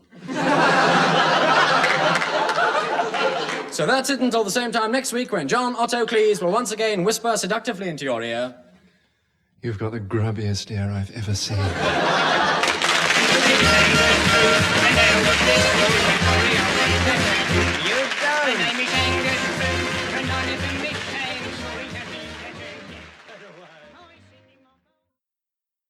Well, the long-expected rat-catcher strike has finally taken place. What are the reasons for this latest dispute? We have with us this evening a spokesman for the union. Mr. Thomas, why exactly are your members on strike? Well, our members are withholding and abjuring their exterminatory procedures in accordance with the mandatory resolution democratically arrived at pro rata of the Interstitial Executive Committee of the Road Operative and Allied Trade Union.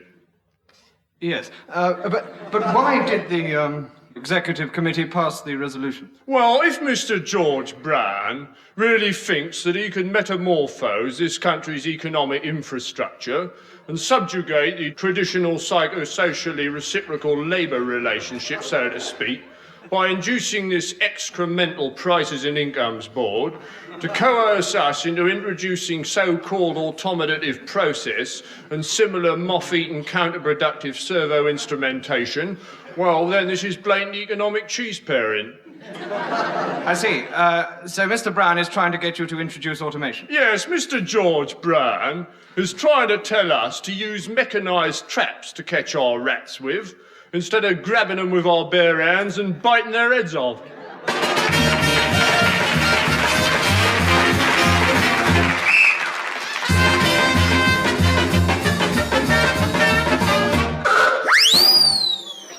And with the Angus Prune tune, we invite you to join Tim Brooke-Taylor, John Cleese, Graham Garden, David Hatch, Joe Kendall and Bill Oddie, who are about to make one of their Sally's fourth, or Beethoven's fifth,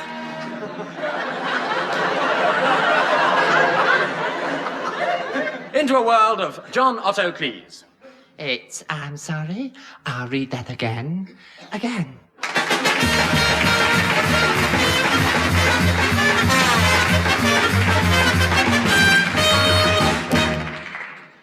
I'm speaking to you from the very depths of the lonely Essex village of Cricklewood. And I'm here to meet Mrs. Glasshouse, who's been knitting solidly for 4 years now. Mrs. Glasshouse, you've been knitting solidly for 4 years. Now, why? Well, I just can't stop. Have you never tried to stop? No, I just can't give it up. Like smoking? Yes, I love it. But what exactly are you knitting? Oh, nothing in particular. Well, how much have you knitted now? Oh, about 3 acres. 3 acres? But where do you keep it all? Well, there's a 2-acre field behind the house, and we laid most of it out there. Then we got 6 sheep and put them out to graze on the wall. And every spring we shear them and get a lovely crop of grass. I see. And what did you do with the grass? Well, I knitted a lawn, of course. But there's only 2 acres in the field. What did you do with the other acre of knitting? Oh, I made it into a house cosy. It was my husband's idea. And where is your husband now? Well, I don't know. He disappeared last week. Poor John. He was such a marvellous yachtsman. 1 minute he was standing here talking to me, then when I got to the end of the row, I looked round and he was gone. All I could see were a pair of feet sticking out of that pile of knitting. Do you think they were your husband's? Oh, no, that was the milkman. He fell in a month ago.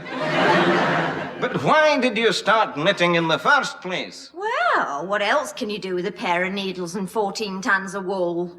But where did you get 14 tons of wool? Oh, my husband brought it home one day. He got it for our little girl. As a present? No, in part exchange. Well, Mrs. Glasshouse, thank you for talking to us so frankly about your problem. Oh, not at all. Thank you for holding the wall.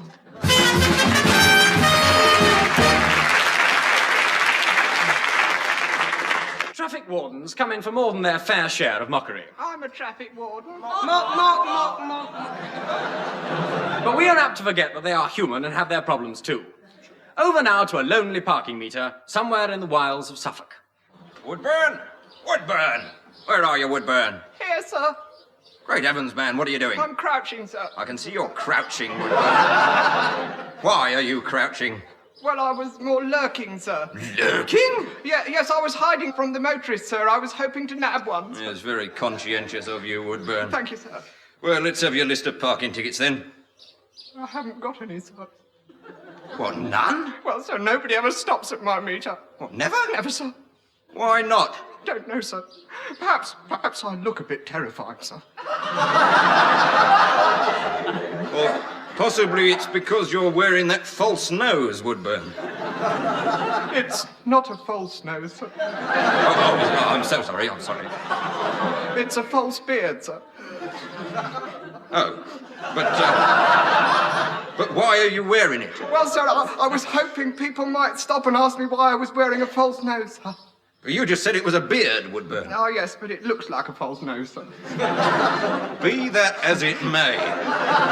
Thank you, sir. Nobody has ever stopped here, have they, Woodburn? Oh, sir, I have tried. I've tried all sorts of ploys, sir, to entice them to stop here, sir. I put a rustic sign once saying, "Bide a while," on one side, and "Will ye no come back again," on the other side. But they just kept whizzing past, sir. Zoom. Well, Woodburn, I'm going to stay here with you until the next one comes along. Shall we hide behind the meter, sir? Don't be ridiculous, Woodburn. Sorry, sir. Your false beard would stick out, wouldn't it? No, we'll just stand here and wait. Oh, I've tried that, sir. For the first 2 months, I just stood here beside my meter, day and night in rain, hail, sleet and snow, with a thermos of cocoa in one hand, a liver patty sandwich in the other, and a slice of plum duff at Christmas. But they never stopped, sir. They never stopped! And then I got a chill, so I erected a rude shelter in that hawthorn bush. And I lay tossing fitfully on my sickbed till spring. Spring drove back the encroaching fingers of winter, and Dame Nature smiled again, but nobody stopped, sir. Nobody ever stopped. I'm a failure, sir. I'm a failure, aren't I? A failure, a dismal, wretched failure, aren't I, sir?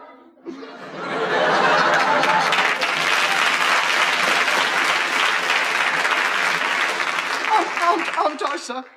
I'm sorry, Woodburn, I wasn't listening. What was that? But, sir, this parking meter's so far out of the town, I don't think people will want to park here. Woodburn. Do I detect a note of recidivist heterodoxy? Do you, sir? I think I do, Woodburn, I think I do. Oh, you're an anarchist, aren't you? No, sir, you're thinking of my grandmother. She was a fine woman, Woodburn. Yes, but a terrible man, sir. No, wait a minute, I can see one coming, sir, now. Where? You can where? Over there, sir, quick, sir, hide. Look out, here it comes, look out. Yes, I see it, Woodburn. Woodburn, I owe you an apology. You do, sir? I think perhaps we did put this parking meter in the wrong place after all.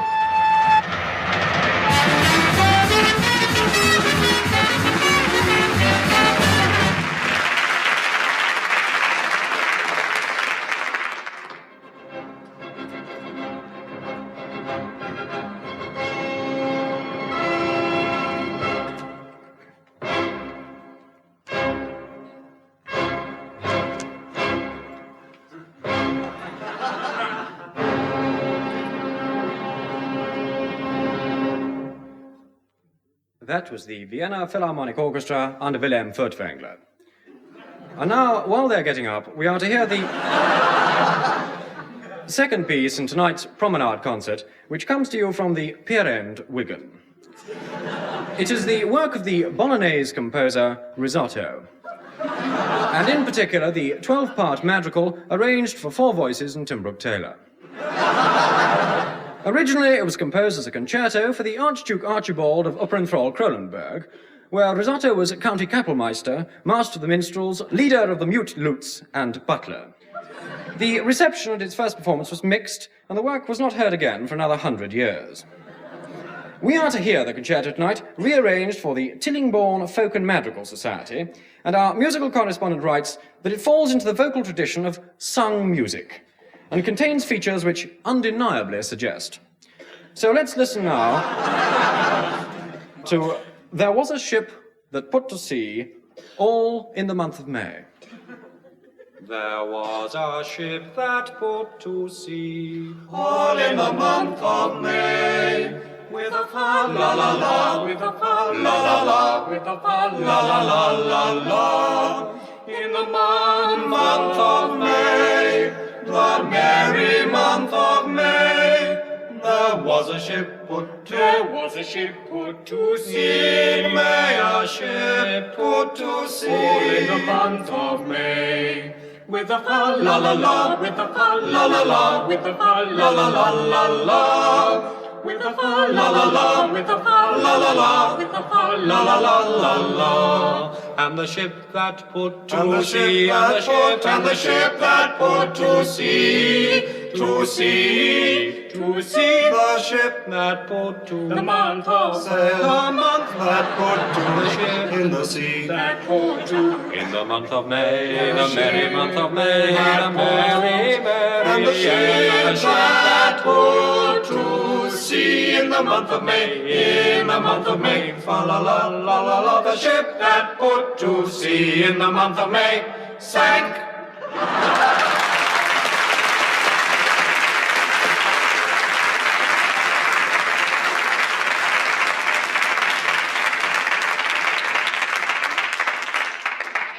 Excuse me, I want to see Dr. Cleese for my checkup, please. Wait here until the doctor calls. Thank you very much, thank you. Next, please. Come along, we haven't got all day. Come on. Right, drop 'em.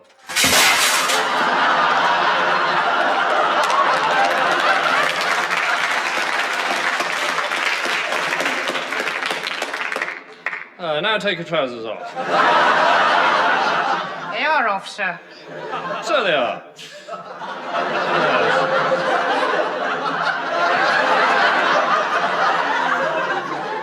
In that case, your legs need pressing. Now, can you touch your toes? No, sir. Well, how do you wash them then, you dirty little brute? Come grubbing round my surgery with your filthy feet. Ugh. Well, if you can't touch your toes, your arms must be too short. I'll just have to let them out a bit at the elbows. Thank you, sir. Yes, sir. Now, come over here. Now, take this bottle. You know what to do with it, don't you? Yes, sir, I do. Good. Here's the ship, and I want it finished by Tuesday.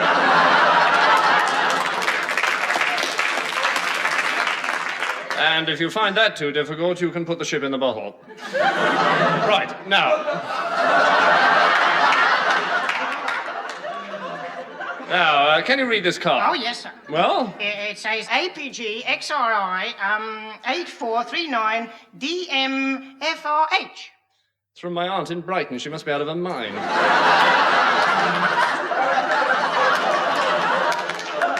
She hasn't been the same since Mafeking. Right, well, thank you. Off you go, then. What about my checkup? Oh, yes.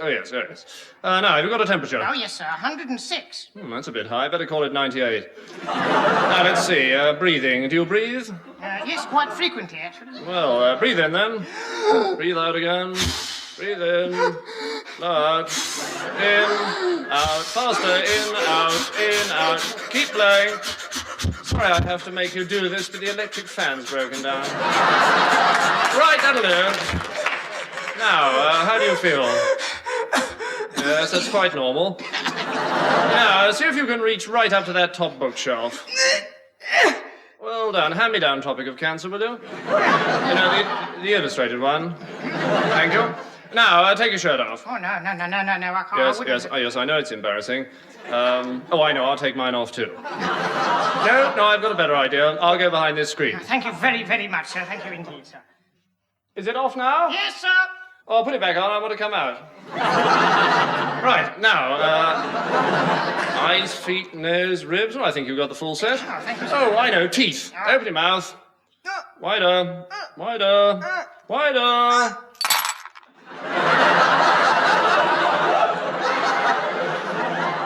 Pick them out. Let me see them.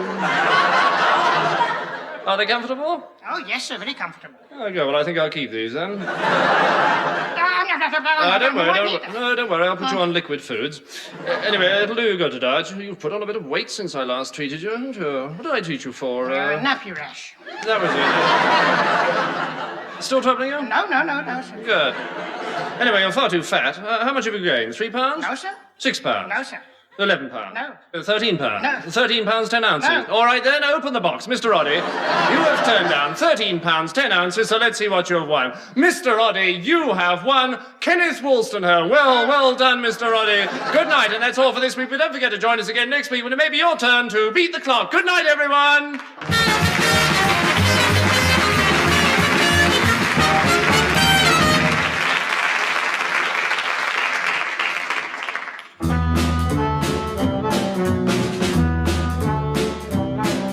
Folk always sing of the great law keepers, Marshal Dillon, Wyatt Earp, and Sheriff Bat Masterson. This is the story of an unsung hero greater than them all, and an Englishman too. A man who kept the peace in one of the toughest parts of the West, Somerset. He left this world a better place, and the bad men bowed at the sight of his face. No one knew from where he came, but the criminals cringed at the sound of his name. Men called him Police Constable Herbert Platt, Somerset Constabulary. greatest lawman of them all. Death and danger were his share. He controlled the traffic in the market square.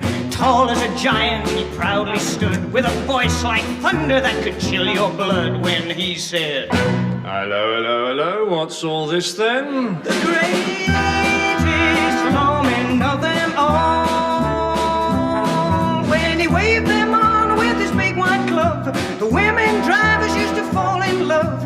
They'd block the road, and there they'd stay, 'cause they went all hot when they heard him say, I'm afraid I shall have to take you down to the station. yes, he was a big, big man, but I'm gonna tell you how he met his end. Well, he lived his life and he lived it rough, but the day arrived when he was pensioned off. His big white gloves hung on the door, but he longed for a chance to use them just once more, finding a way with nothing to do, till one bank holiday the news came through. The Exeter bypass was jammed again. The deafening police were running short of men. His woman cried out, Lordy, no! But Herbert knew that he had to go, so he pedaled away to meet his fate, and he arrived about a fortnight late. He sat there in the road and cried, with his big white gloves hanging at his side. It was all so quiet, he fell asleep, and he got run over by a flock of sheep. Oh dear, oh dear, oh dear.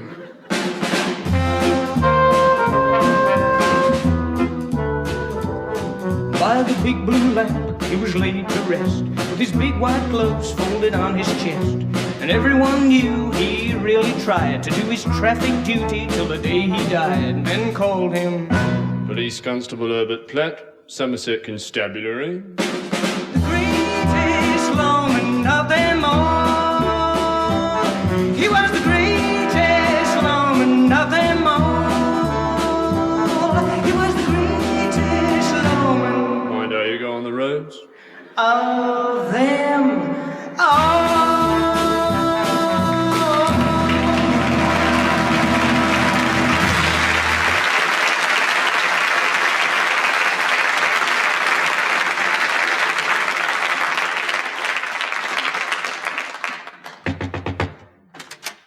Good morning. Good morning, sir, madam. Welcome to the Harmony Hearts Marriage Guidance Bureau.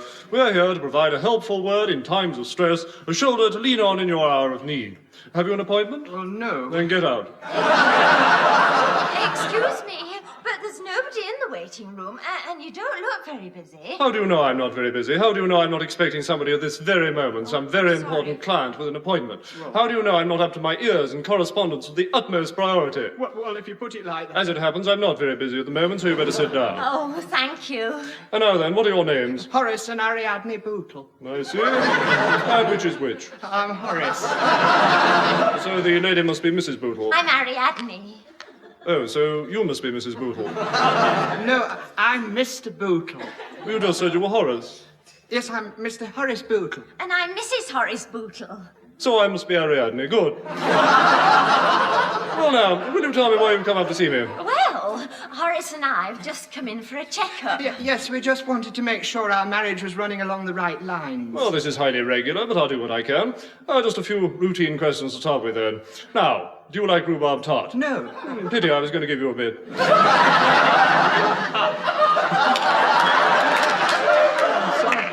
Now, Mr. Bootle, are you happily married? Well, yes, I am. Does your wife know about this, Mr. Bootle? Mr. Bootle, do you ever ever quarrel with your wife? Never, never. Why not, you little ninny? Are you afraid of her? Come, Mr. Bootle. Surely you don't expect me to believe you're frightened of that dumpy little baggage. No, look here. Why are you afraid of her, Bootle? Is she blackmailing you? Of course not. Why is she blackmailing you, Bootle?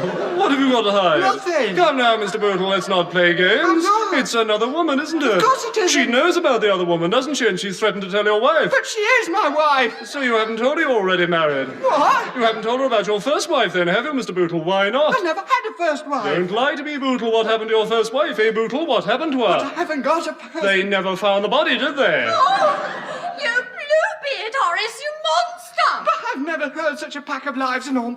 Surely you don't believe... Well, I'm going home to Mother. Oh, how could I have married an unprincipled fiend like that? There, my dear, don't fret. By the way, you free for dinner tonight?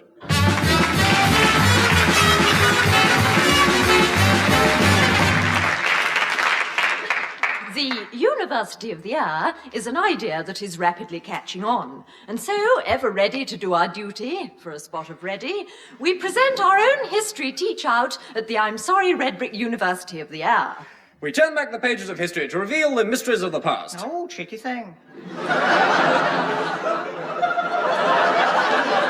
And so let time's winged chariot speed backwards through the ages to the time when life was but a nursling in the cradle of youth, when proud men walked... Get on with it. And so we look at Julius Caesar. Don't fancy him. What do we know of Julius Caesar? Nothing. Look, do you mind? No? I'm trying to do this part straight. I'm sorry. It's not easy, you know. You fooling around there with cheap laughs doesn't make it any better. Oh, come on, give us a No, kiss. I'm hurt.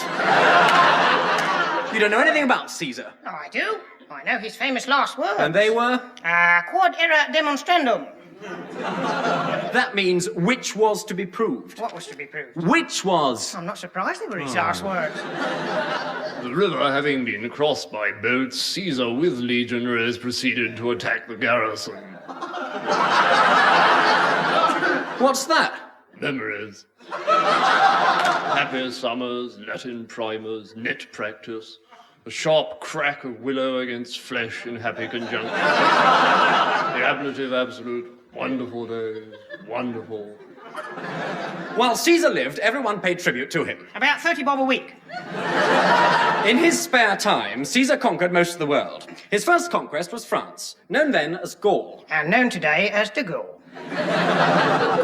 Caesar wrote in his diary... I'm worried about Jim. Caesar wrote in his diary... Last night, Evans went outside.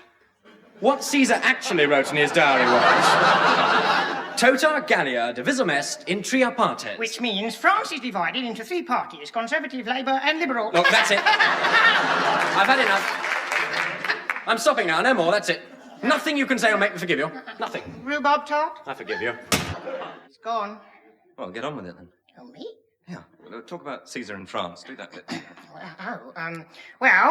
He started the French general elections, where they elect the generals. And this worked very well. And so he went on to become the first man to win Britain, beating Boadicea 3-0.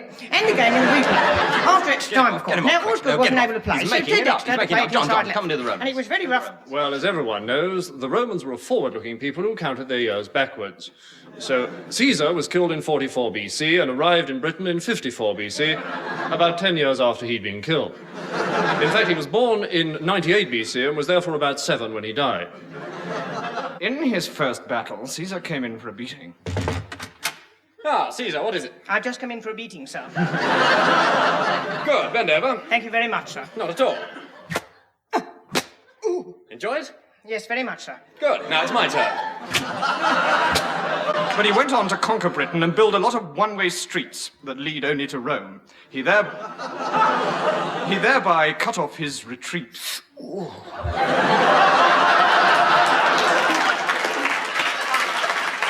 And built a great Roman wall to keep out the Scots. No, you're wrong. I must correct you there. Please don't confuse the Scots, the Picts, and the Irish. In fact, the Scots were not Scots or Scotch, but the Irish who called themselves Picts and masqueraded as the Scots in Ireland.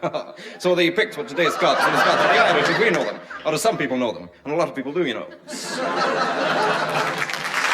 the Romans built the wall in Scotland to keep out the Irish. Yes, nowadays we have the immigration bill. And so Caesar took a holiday and went to Egypt, where he fell desperately in love with Cleopatra, who was 14. But then there weren't any juvenile courts in Egypt. Cleopatra, I've brought you mighty presents from Rome. 2,000 turtle doves, 300 Nubian slaves, 200 galleys, 100 golden goblets, and a partridge in a pear. Oh, Caesar, I have a present for you which surpasses all desire. Try me, what is it? An obelisk. Not on this program. But it's my needle. What would I do with it? Stick it up in the forum. Well, I'm not sure what that means, but it sounds absolutely filthy. Once with Cleopatra... I thought you'd gone. Well, I thought I'd come back for this bit. It's rather good, you see. Once with Cleopatra, he led a life of debauchery, as the Bible has it. Or pleasure, as they have it in Chelsea. Don't they have it in Chelsea? Oh, they do! And so... I should say... And so in Egypt, Caesar became very dissolute and indulged in lascivious wassails, as Shakespeare has it. And didn't Shakespeare have it? He thereby started the decline of the Roman Empire. The decline of the Roman Empire is a very simple matter. It declines easily, like any other third-declension nudist singular noun. After his holiday, Caesar went home and was greeted by a standing ovation. He would never allow anyone to sit in his presence, especially his Christmas presents. And as every true Roman knows, his was long and hooked. One day, Caesar received a warning. It's about Brutus, sir. 2, 3, about 2, 3, in, 2, 3, off, sir. What about Brutus? Parade! I don't trust him, sir. Look, do you mind not making that extraordinary noise? Oh, I beg your pardon, sir. I'll just stand myself at ease. Stand it! Wait for it. Stand it! Well, just that I found him shiftless, sir. Good heavens, not in public, I hope. Oh, no. Now, look, I want some troops for my forthcoming battle. Yes, sir. How many light artillery do you want? How about a battery? Oh, no, they work off the mains. I see. What else have you? Well, I can let you have 3 foot soldiers. Do you have anything a little taller? Now, I'd like some mounted troops, too. Right, sir. I'll have a few stuffed and sent on to you. Eventually, Caesar was stabbed in the Appian Way. And that's a very nasty way to be stabbed. Sorry, did I say the Appian Way? I meant he was stabbed in the Senate. That's even nastier. While conducting any other business. Any other business? Take that! Oh! Caesar, you're dying. I know it. The time has come at last. So I die.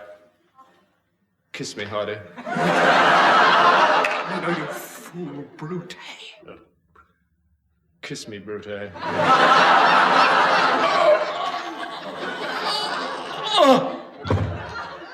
I think you did that very movingly. It wasn't an easy part for a person of your experience, and you moved me. Thank you. Next week, we shall be discussing the famous spies of the First World War, Alfred Tahari and his mother, Mata Hari. Good night.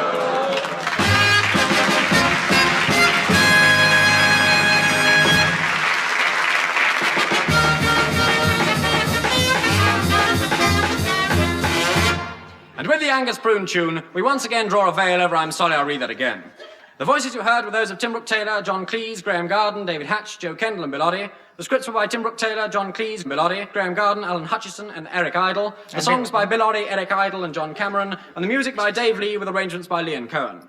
The whole show was produced by Humphrey Barclay, of all people. So that's it until the same time again next week when John Otto Cleese will surprise you once again with the words... Boo!